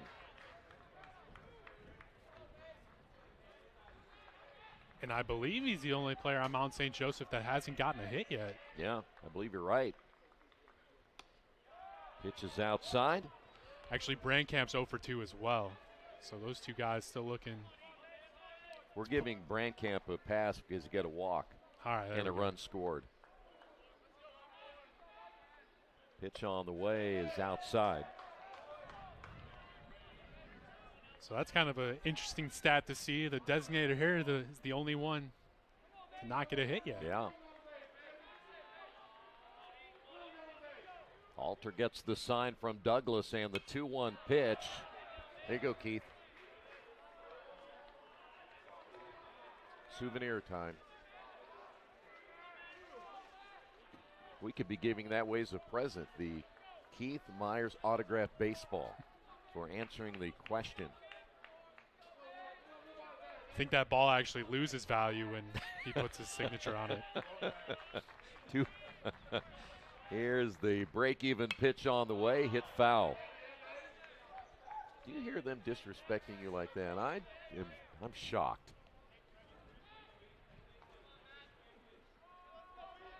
2 balls, 2 strikes to Mason.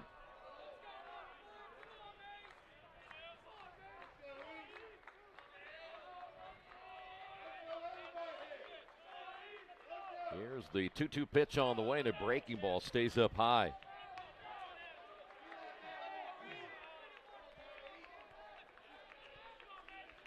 Winner of this game will have a 4:30 game time tomorrow. That'll be the 7th game of this tournament. The payoff pitch on the way, hit into right field.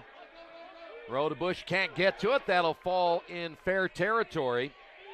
And Mason into second with a head-first slide. And a one-out double for Ethan Mason. There's one of the guys that needed a hit right there. Yep, and he's taking his time getting up from second base, but as we can see from the few pitches he took before that and fouled off to the right side, he was looking to go that way and drop that one perfectly right down the foul line in right field. Here's Herber's 2 for 2 and a run scored. That was back in the 4th inning. Mount St. Joseph trying to add to their 5-4 lead, and the pitch is a fastball called strike.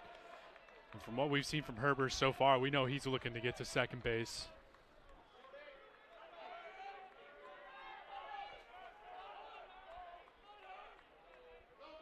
Alter checks the runner, and the pitch on the way. That's hit back up the middle. Shortstop will make the throw to first. Danneman, easy play behind the bag as Mason advancing on to third. 2 away now for Jordan Harley. Danneman's done a great job tonight covering the middle of the field right behind the pitcher, making a lot of plays over to first. Harley 2 for 3. Base hit in the 4th and a single in the 5th inning. Pitch is on the outside corner for a strike. By the way, if I were you, don't go too far away when Keith gets your headset, because usually we can answer these within seconds. Here's the 0-1. Off the end of the bat foul, and quickly 0-2. I'm just hoping he stays like close to this century before the questions keep going back. Pretty soon it'll be in the 1800s. Who did old Hosh Radbourne play for? You know, things like that. Here's the 0-2 pitch. Good cut. Harley stays alive. He does a really good job covering the plate. Leads the team in batting average. 387 on the season. And yet you're batting 6th in the lineup. I like it mainly because it gives you balance. Yeah. May not get as many bats, but I'll tell you what, love to have him down there. Another hit foul. Boy, the jackets and the scarves and the gloves and everything is out on a May the 9th. When you hit 80 one day and 50 the next, that will throw you into shock. Or you just call it another Thursday. Swing and a miss. Harley strikes out to end the half inning. And now we must now get Keith Myers in here for the Hampton Inn and Suites trivia question. All right, take your time here. We got plenty of time. All It's right. the 7th inning stretch. What do you got for us? Are you ready? I'm ready. Who holds the record for the highest career batting average in the Major League history?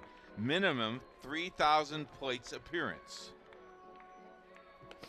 The leading batting average in Major League Baseball history. Minimum 3,000 plate appearances. Only 3,000 plate appearances, that's it? Minimum. Or 3,000 hits? Minimum appearances. Tony Gwynn. No. Who? Ty Cobb. Ty Cobb. Batting average 366 on the year. All right. How about that? Thanks to Hampton's Inn Suites for the trivia. At least you got it in the 1920s, right? You know. By the way, I went downstairs to see my fans. Yeah. There was a line for my autograph. Yeah. And then they all left. When they saw you coming? They said Ben's doing a better job.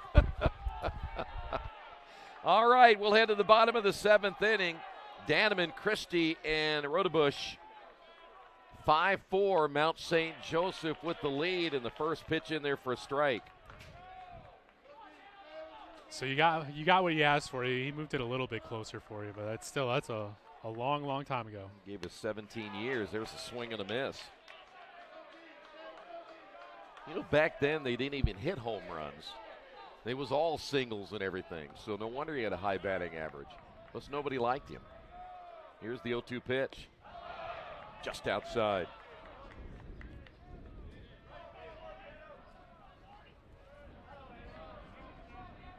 Ganneman singled and scored in the first inning. 1 for 3. Oh my, then it missed by much. 2-2. No, it didn't. See Morris even kind of dipping down there, hoping to influence the umpire's call. The break-even pitch on the way. Chopper to the shortstop. Charging and throwing, and there's one away. And we've just seen a lot of that since Morris has come into this game. He's now at 60 pitches on the night. Has yet to allow a run. That'll bring up Alex Christie when he's given up what? 1, 2, how many hits has he given up so far? 4 hits. 4 hits. 1 walk. So far, the unexpected is that breaking pitch is outside to Christie. Christie, 1 for 2, a run scored, has an RBI. Fly ball into center field. Back on it a few steps is Brandkamp. He'll make the catch. 2 away. If that ball goes out to left field, that's about at the edge of the warning track. Yeah. Rodebush will step to the plate 0 for 3.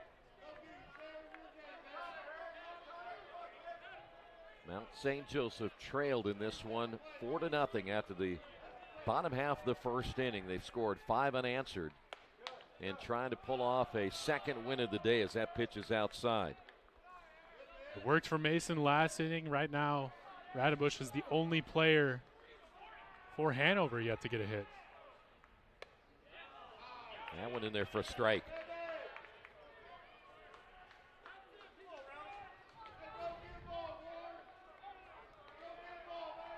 The 1-1 pitch swung on and missed.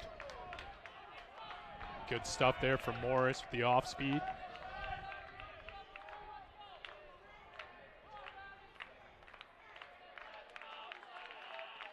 The 1-2 on the way, bouncing away from Herbers.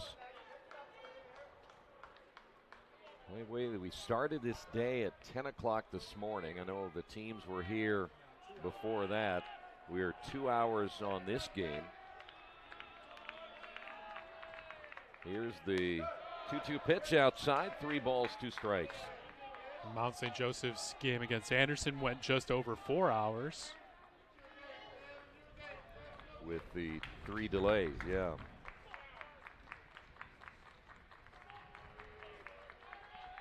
Morris with the payoff pitch and nearly hits him. So Rodebush down to first base, and that'll bring up Farnsley. And that's really the first at bat we've seen Morris kind of struggle with pitching placement. Had one in the dirt there, and that one almost got away from Herbers as well. Farnsley, a couple of base hits, an RBI, and a run scored.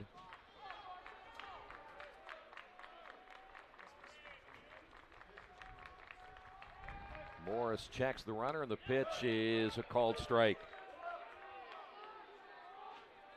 This would be big here for Morris to get out of this half inning. There is a right-hander throwing in the Mount St. Joseph bullpen. That one may have gotten him, and it did.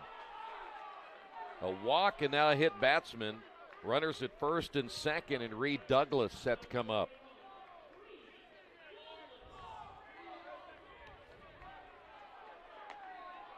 Well, as we have well documented in this tournament and any other tournament we have done, don't think that anything is safe until that final out. Yeah, it seems like the last 2 innings have been the most obviously deciding innings, but where a lot of runs have been scored in these games so far here in the tournament. So here's Douglas, 1 for 3 with an RBI. Takes the pitch low for a ball. That's a tough one there not to get the call after kind of struggling to find the strike zone. Morris has 2 outs here in this half inning. The wind continues to pick up, and the pitch is outside. 2 balls, no strikes. What I always find amazing is, again, you could be sailing along, and the next thing, walk a guy, hit a guy, and you're in trouble. Yeah, it doesn't take much to throw off that rhythm. The 2-0 pitch, and a good fastball in there for a strike, and boy, he needed that one.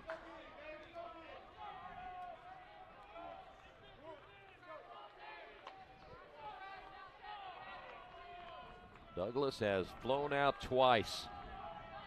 Has runners at first and second. Here's the pitch on the way, and that hits him. Tried to come inside. Bases are loaded. Now your patience as a head coach is starting to get a little thin. And we'll have a visit to the mound. Base hit will tie it and maybe give you the lead. And on that last pitch, actually, Morris shook off the first sign from Herbers and then delivered a hit by pitch. So you can see the control here kind of slipping away from Morris. Well, for Hanover, they got a runner in scoring position in the 6th inning, did not score. They had a runner in scoring position in the 4th and didn't score. And now they have 2 runners in scoring position here in the bottom of the 7th inning. Osterling singled in the 6th. Osterling a .291 hitter on the season.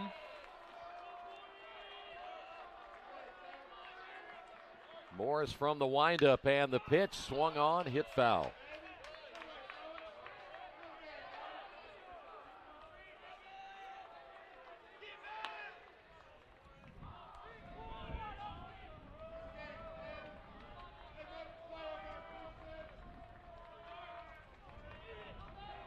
Here's the 0-1 pitch, lined into center field. That'll score 2. Heading to third is Douglas, and a big base hit by Osterling. Ball gets away. Another run will score. So that'll be a throwing error. This is happening with 2 outs in this inning. That's what a walk and 2 hit batters will do for you. A good job there by Douglas as he was rounding third. Kind of saw where the ball was going before the third baseman and Morris, and was able to get a jump on him. That'll bring up Matthew McCoy, and 3 runs across, and that's going to do it for Morris here in the 7th. Pitching change on the way.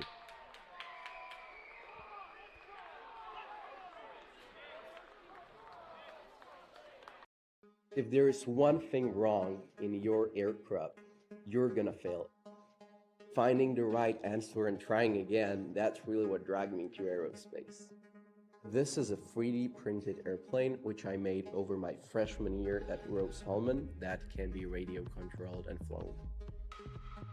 I saw other people making amazing stuff on 3D printers, and I thought, if I combine that art of 3D printing with engineering, I could make something as complex as an airplane.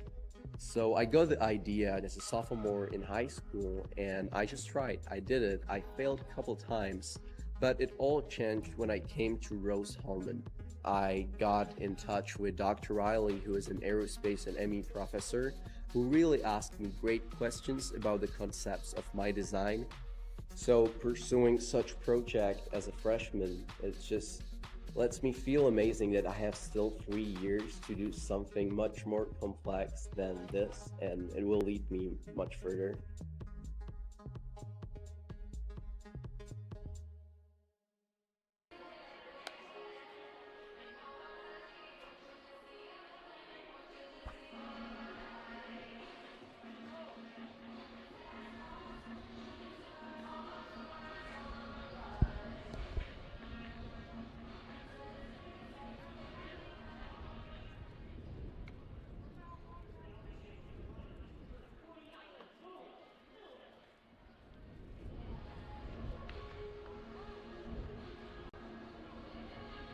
New pitcher will be Nolan Miller.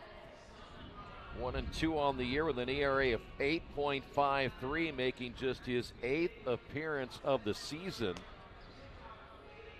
And just like that, the lead is gone for Mount St. Joseph. 3 runs keyed by the base hit by Osterling and then the throwing error. And now Hanover leads at 7-5. Miller comes into this one with 12 innings pitched under his belt. He's appeared in 7 games. Only a freshman too, Troy. This is a big spot for him to be in here late in this game in the tournament. And he's already made the all-hair team. Yeah, I think he surprisingly won up Morris with the long flow back there. Runner at second base, 3 runs across, still 2 away, and this all again happening with the first 2 hitters going down. And McCoy jumps ahead at 1 ball, no strikes.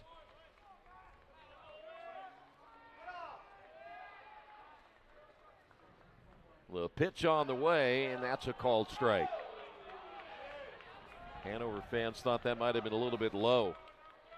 And it was kind of surprising to see from Morris the way he'd been pitching this one. Went 4 innings with only 1 walk, and then it just seemed like the control really slipped away from him, and he couldn't find it.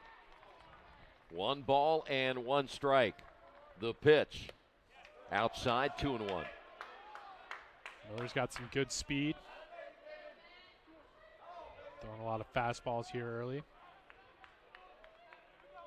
I will be curious to see what Hanover does pitching-wise in the 8th.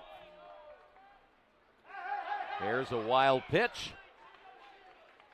And Osterling on to third.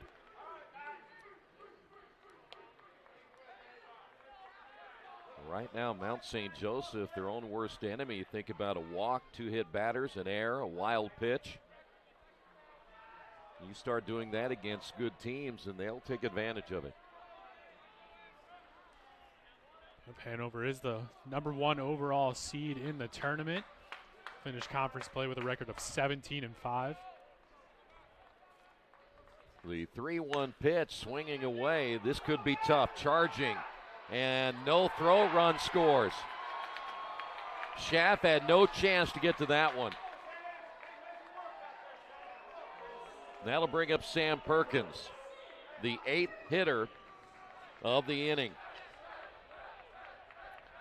And that one was kind of hard for Miller as well, because after the delivery of his pitch, he's coming towards home plate, and that one was just kind of floating over his head in no man's land.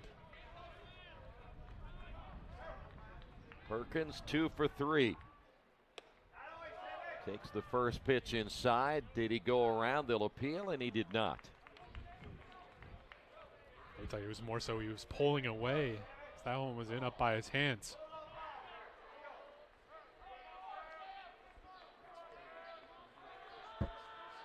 By the way, Morris, now the pitcher of record on the losing side of things. That pitch misses.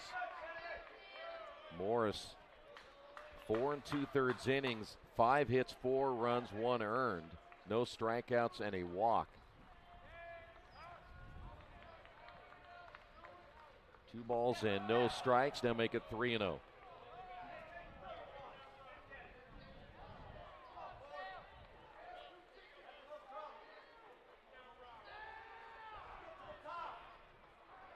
Miller now struggling here for Mount St. Joseph in the bottom of the 7th inning.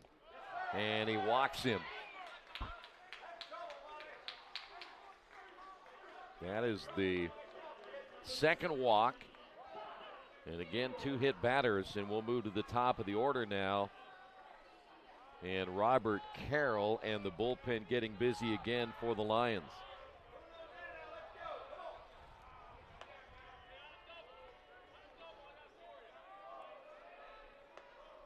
Carroll 2 for 4 and a run scored.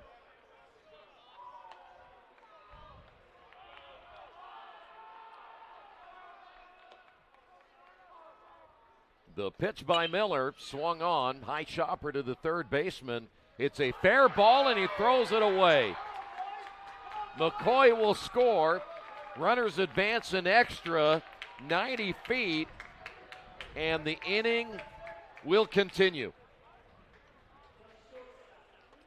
Tough throw there for Harrison to make. It looked like maybe for a split second he had a chance to go back and make the tag at third. But easier said than done from up here. Second error of the inning now for Mount St. Joseph. Take another look at it right here, and it just sails on him. And you can tell his reaction after he got rid of it. The pitch on the way is hit foul.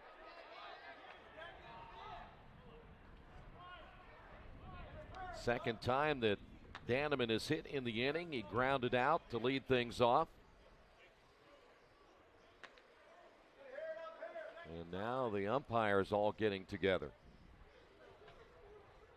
I think they're saying, hey, we've run out of baseballs, so we may have to limit how many times you can swing the bat. Yeah, I'd be interested to know what they are discussing right here.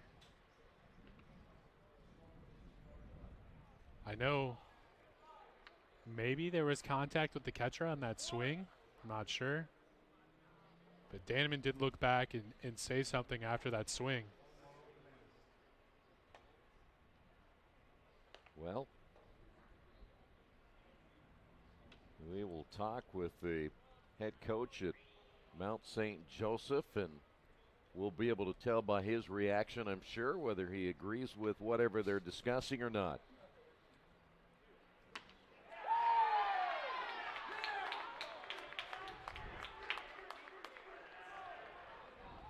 So Danneman down to first base on the catcher's interference there by Herbers. And another mistake made by Mount St. Joseph.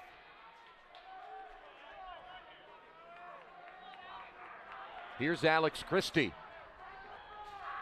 It's probably the last guy you want to see at the plate with bases loaded. The pitch on the way, and that one in the dirt once again. 1-0 to Christie. You know, it might be easier just to get the first two outs all the time and then do the damage. We see that a lot. Yeah, save it for that last out. Right now, everything falling apart for the Lions.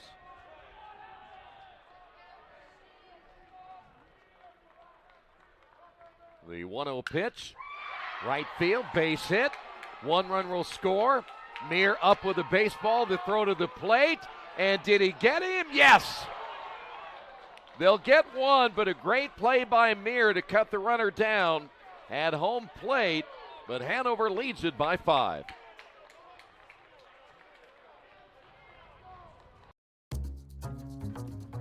We really focus on modern application development, DevOps, so automating the whole process of delivering your solution, and cloud architecture.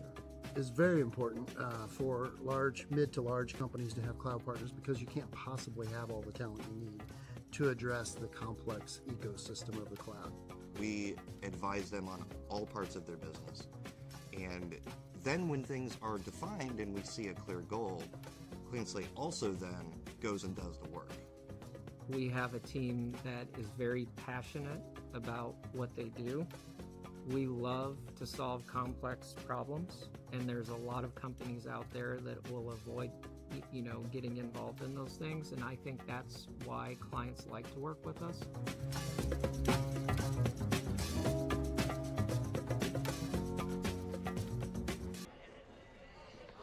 We'll have a new pitcher, but take a look at this.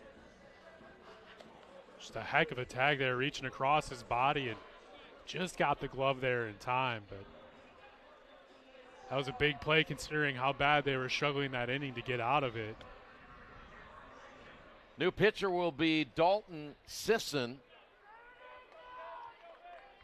By the way, Dalton making his 14th appearance, has an ERA of 5.40 and a record of 2-2. As we head to the top of the 8th inning. Schaff will lead things off, and the pitch is inside for a ball. A 6-run, 7th inning for Hanover. There's the strike. They apparently like scoring their runs in bunches. 4 in the first, 6 in the 7th. Well, you mentioned that's the name of the game in this tournament. Fly ball down the right side. Rodebush giving it a look, and that'll go out of play. Now we'll go to 1 and 2. Sisson, a freshman from Bowling Green, Kentucky. So we're seeing Hanover go from a senior to a freshman here. Well, one thing he does have going for him, he has a 5-run lead now. Throws it over the head of Schaff. We'll go to 2 and 2.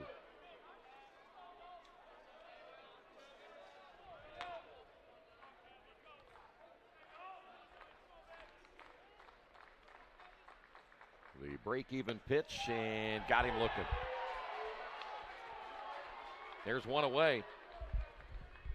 Yeah, great first at bat there. Really attacking the hitter and comes up with the strikeout. When you think about that half inning there for Mount St. Joe, you had the walks, the at-batsmen, you had the errors, you gave up the hits.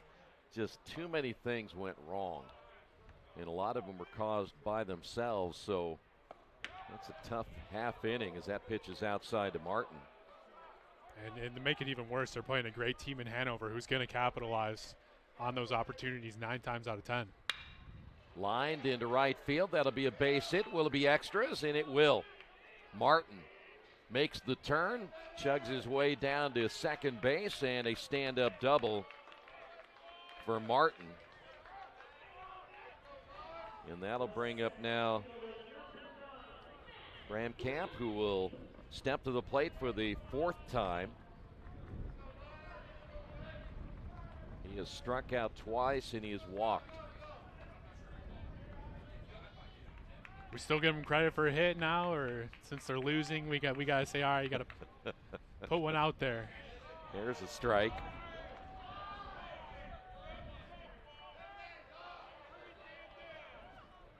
A combined 25 hits to go along with the 15 runs and 6 errors.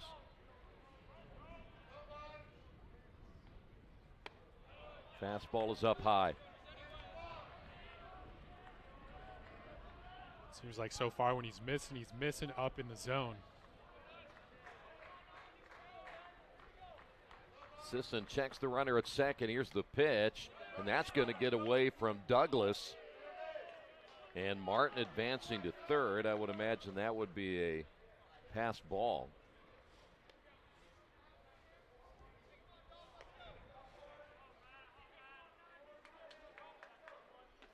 So now a runner 90 feet away from making it a 10-6 ball game. 2 balls and a strike now to Brandkamp.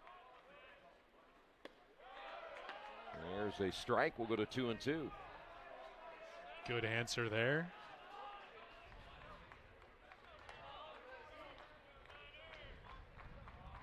The 2-2 pitch is low. 3 balls, 2 strikes.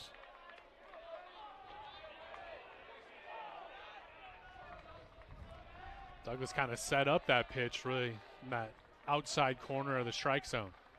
And he's out there again. Hit well into left field. That's going to go all the way to the warning track. That'll score the run. Brandkamp down to second. Back-to-back doubles, and it's now 10-6. We've seen here from a handful of balls that have been hit out to left field. That just seems to carry over there a few times. It seems like fielder's coming in to make the play and instead has to go over the shoulder to try and make a grab. And that time Hanover not so lucky. Osterling probably didn't get a really good jump on that baseball. As Anton Meir will step to the plate. Meir 1 for 4 runs scored and an RBI, also has a stolen base. And Mount St. Joseph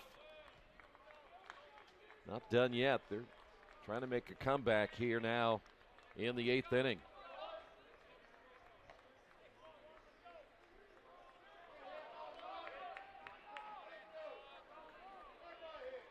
Meir's lone hit came back in the 4th.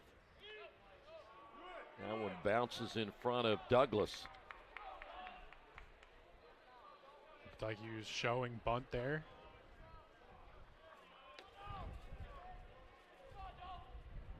So now Sisson struggling here in the 8th inning. Got the strikeout of Schaff, and since then he has struggled. That's hit well, but foul.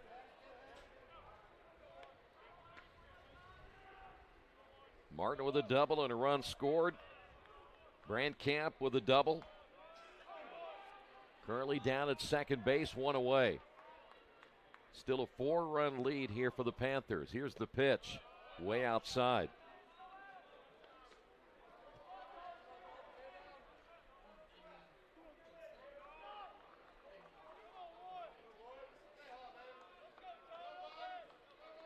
The 2-1 on the way, grounded to the right side. The first baseman, McCoy, will step on the base. Advancing to third will be Brandkamp. And there's 2 away here for Jake Lawson.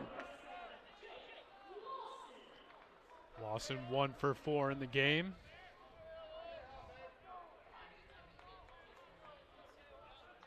But he's also driven in a couple of runs.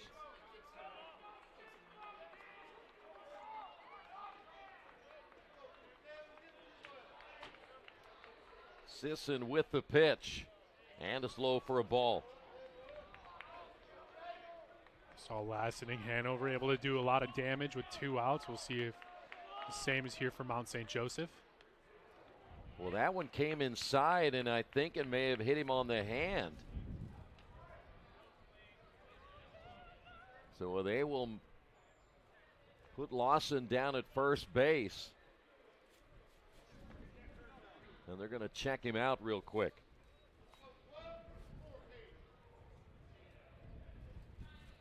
Like that pitch caught him right. He was about to start his swing. Yeah, one of those that may have caught him right on the hand. From the sound of it up here, it looked like it definitely got something on his body. Didn't sound like it hit the bottom handle of the bat. Yeah, he is favoring that left elbow area. Well, we saw 2 hit batters in the bottom of the 7th inning for Hanover, and they have now repaid at least one of those as Harrison steps to the plate. And just like that, Mount St. Joseph trying to add another run here in the 8th inning. Sisson's pitch on the way, low and outside. Well, we always talk about get to that bullpen because anything can happen, and we have now seen that both ways. The 1-0 pitch, and he can't find the strike zone.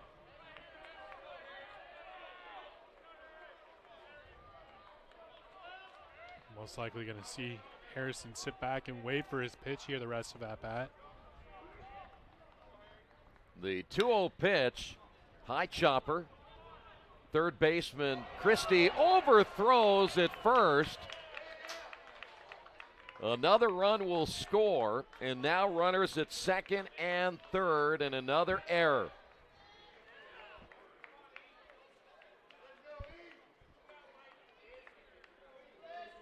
Boy, another ball that just sails. This time it was Christie. And he really didn't have that far to go to make the throw. He was about at the pitcher's mound when he let that ball go. I guess a little behind it, but yeah, but still not as far as his normal throws. Popped up right side. Rodebush giving it a look, as is the second baseman Perkins and the first baseman McCoy. And that'll be a foul ball as Ethan Mason doubled his last time up. So now we have combined 7 errors. Got a little bit of everything in this game. We saw from our camera shot there's now 2 players warming up over in the bullpen for Hanover. Pitch inside. Yeah, this might be the last one here for Sisson if he doesn't get the final out. Chris Houtman and Jack Woodard warming up for the Panthers. There's the strike. Nice off-speed pitch there. Get him up in the count. Count 1-2, runners at second and third, 2 outs here in the 8th. The 1-2 pitch on the way, popped him up on the right side. Perkins, the second baseman, is there. Squeezes it for the final out. But 2 runs across, 10-7 Hanover.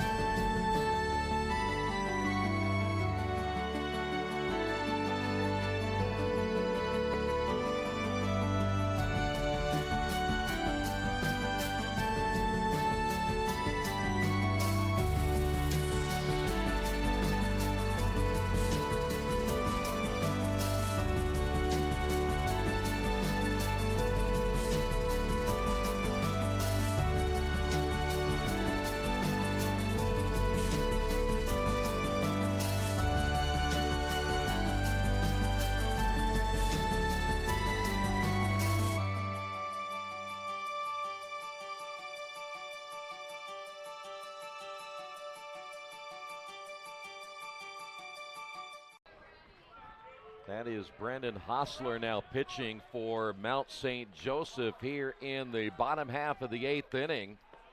The cut by Rodebush fouls it away.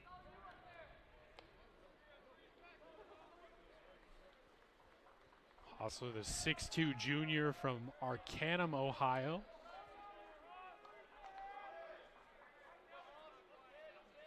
The 0-1 pitch is low for a ball. He doesn't have a ton of innings either, does he? No, only 8. Or sorry, not 8. Yeah, that is 8. Yep. So the least amount of action out of any pitchers we've seen between both teams. The 1-1 pitch hit foul. Seems like, from what I've seen the first couple pitches, he's got a little bit less speed than Morris and Miller. Saw they got the gun right there. That's what we should have Keith do. I agree. Get him down behind home plate. That's hit foul. We'll go to stay at 1-2. Keep that in mind for tomorrow. We are now 2:30 in this one. 2 hours and 30 minutes. The 1-2 pitch. Grounded to the second baseman, Lawson. Throw to first, one away.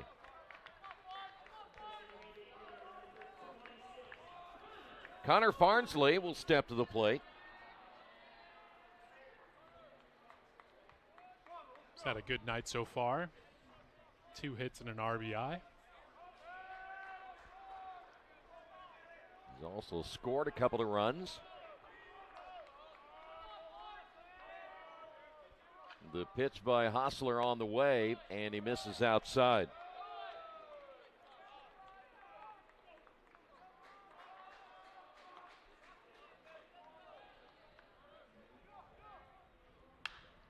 Fly ball, right field, shallow right.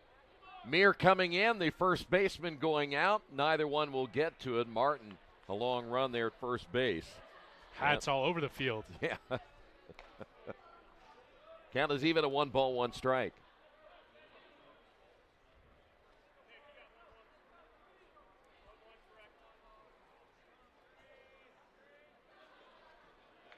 Not sure what Farnsley is doing there. Oh, he's waiting for the Farnsley to come back. It was actually Douglas on deck. What a nice guy. Yeah, just making sure his bat doesn't get dirty. Yeah. I'm looking down there going, what's he doing? The 1-1 pitch. Popped up. Lawson in shallow right will squeeze that one for out number 2.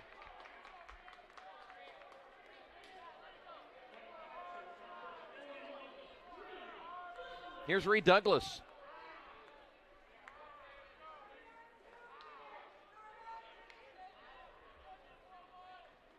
Douglas 1 for 3, a run scored. He too has an RBI.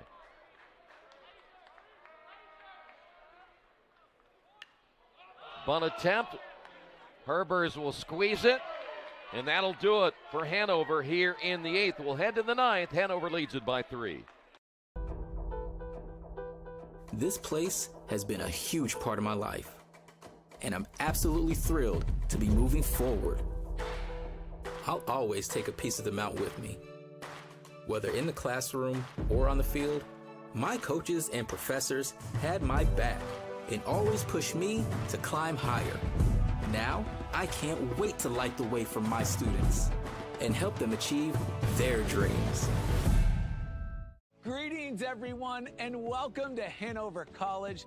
Founded in 1827, Hanover is Indiana's oldest private four-year college. Hanover is a nationally recognized liberal arts college with core strengths in the natural and life sciences, education, and business. This breathtaking 650-acre campus sits on a bluff above the Ohio River in Hanover, Indiana. Hanover's approach to the liberal arts allows students to combine their academic interests. Students can even design their own majors. Students have so many opportunities to try classes, clubs, and other activities to pursue their passions.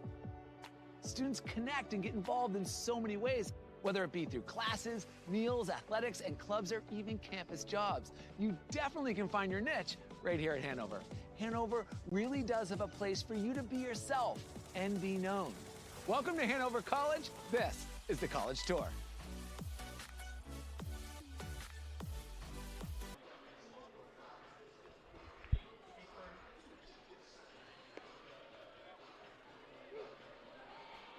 Well, a new pitcher again for Hanover as Chris Hotman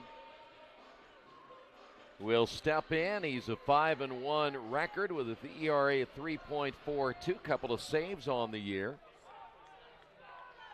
And he'll be facing Herbers, Harley, and Schaff here in the top of the 9th inning. Junior's got a nice frame, and if they go on to win this game, I'm sure we'll see him at some point again this weekend. And his first pitch, fastball called strike.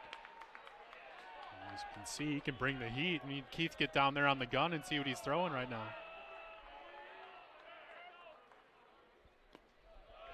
1 ball and 1 strike. So junior from Lawrenceburg, Indiana, went to Oldenburg Academy. And the 1-1 pitch, another nice fastball.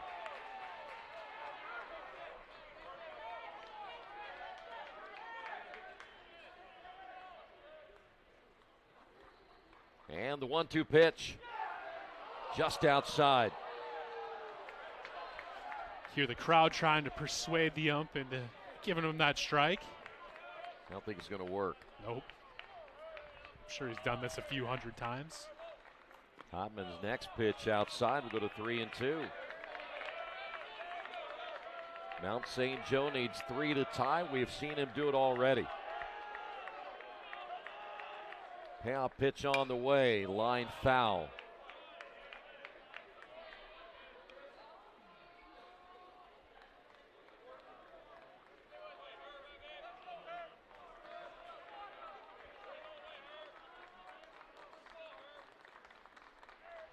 Rivers has had a really good night so far at the plate. Blew it by him. And as I say that, he goes down swinging. That'll bring up Harley. Mount St. Joseph now down to their final 2 outs.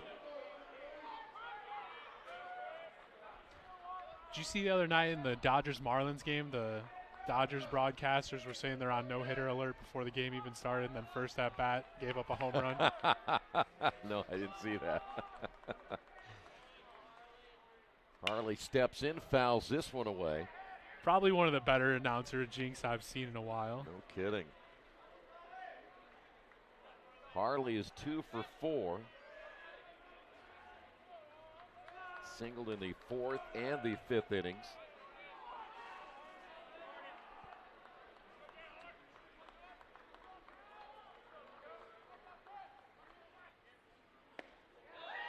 Just outside.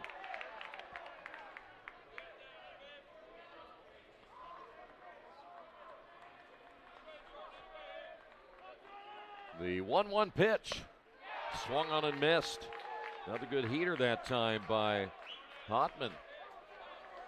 Yeah, and I think you can tell he's putting a little extra on it here, knowing he's only got to get 2 more outs.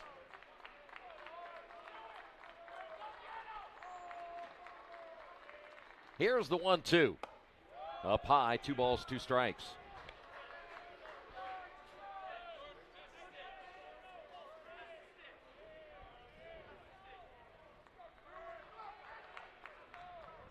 The break-even pitch on the way. That'll be chopped foul. Might have caught a piece of Harley right there. Might have came up and hit him in the face as that one also knocked off his helmet. Yeah, tough bounce there. He seems to be okay. Get the good look here to see where it got him. Oh, yeah, just the bill of the helmet.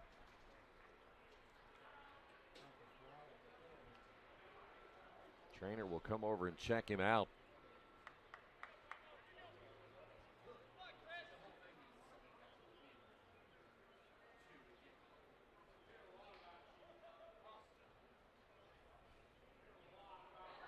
Yeah, luckily this wasn't 100 years ago when Keith's trivia questions took place. I would have got him right in the forehead. That's right.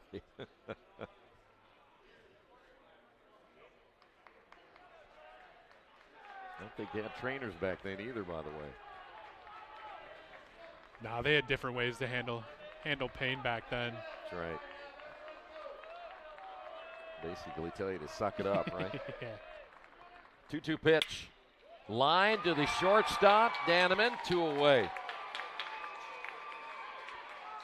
And now Mount St. Joseph down to their final out. Here's Kevin Schaff.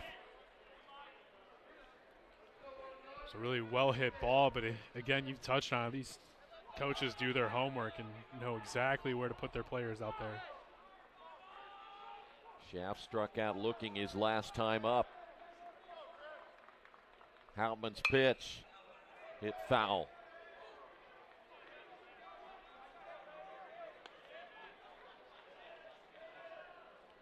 She's ripped right at him. This game started at 6:05. About 2 hours and 41 minutes. And Houtman trying to finish it off right here, and there's another good fastball. Now we're down to the final strike.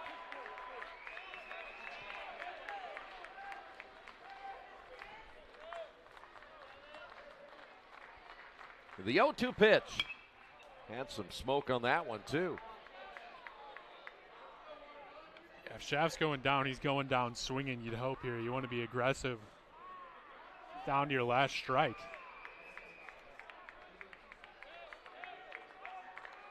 Douglas gives Houtman the sign. Here is the 0-2 pitch on the way. Breaking ball just off the plate.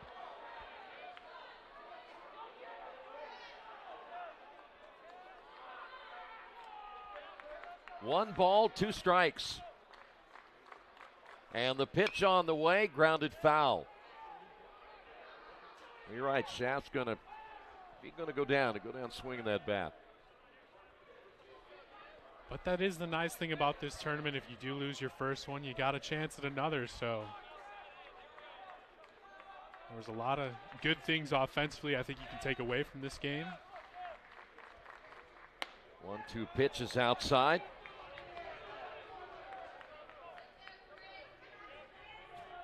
Good job by Schaff here, evening up the count after going down 0-2.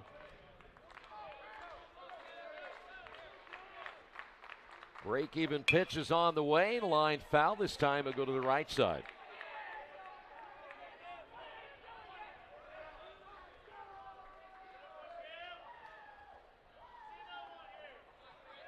Two's on the board, straight across. Schaff back in. Hauptmann's pitch on the way. Up the middle, base hit. Lions stay alive, and here's Brennan Martin. Yep, credit to Schaff there. Fighting throughout that at-bat. Just trying to make contact and keeps the opportunity alive here for Martin, who's had a good night at the plate.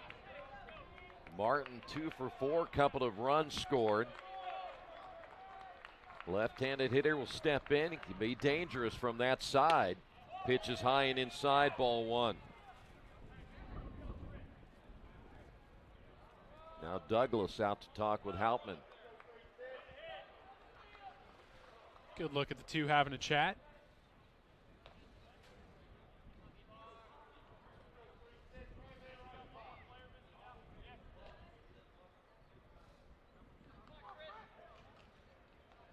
Douglas makes his way back after the umpire was headed out to break up that meeting.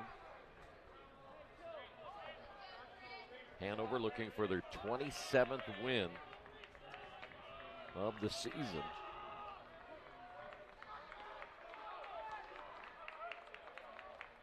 The pitch on the way, hit foul, and a good cut right there as Martin even the count at 1-1.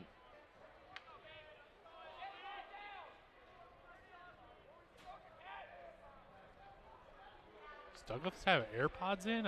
What did he dropped something and put it back in his ear. Yeah, I think he did. Yeah, catchers have that communication system now.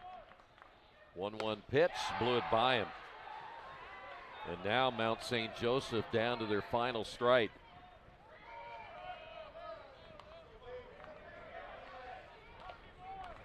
Just like last at bat, don't want to go down looking. The 1-2 pitch on the way, and he'll stay alive.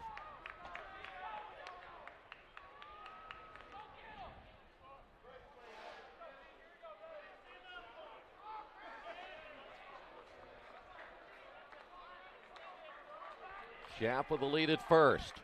Here's the 1-2 pitch once again. Line foul. He's not going to go down easy either, is he? No.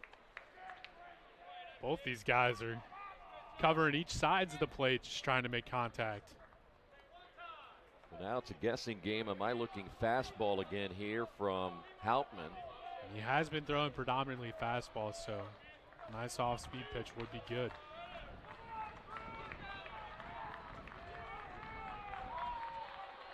The stretch and the 1-2 pitch.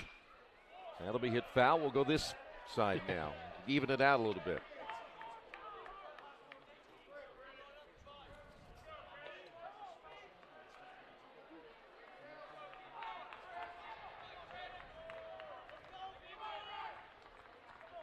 The pitch on the way, and why not go that way again? Yeah, last one was swinging at his ankles. This time stretching it out to the other batter's box. Love the fight here from Martin. Schaff the lead down at first. Here's the pitch on the way, and boy, I tell you what, Martin is hanging tough here. Hauptmann now at just over 20 pitches in the inning. And most of them to this guy right here. Yeah, about half of them. So here we go again. Hauptmann into the stretch. And the 1-2 pitch. Hit foul again.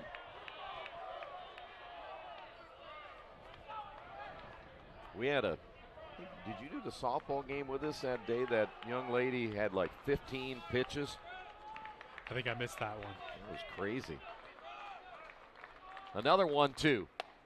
Got him looking. So Hanover comes back to get the win by a final of 10-7 They will advance to the next round. 10 runs, 14 hits, 3 errors. 7 runs, 13 hits, 4 errors for Mount St. Joseph. We'll take a timeout. We have a special announcement coming up from the commissioner of the HCAC coming up next right here at HCAC.tv.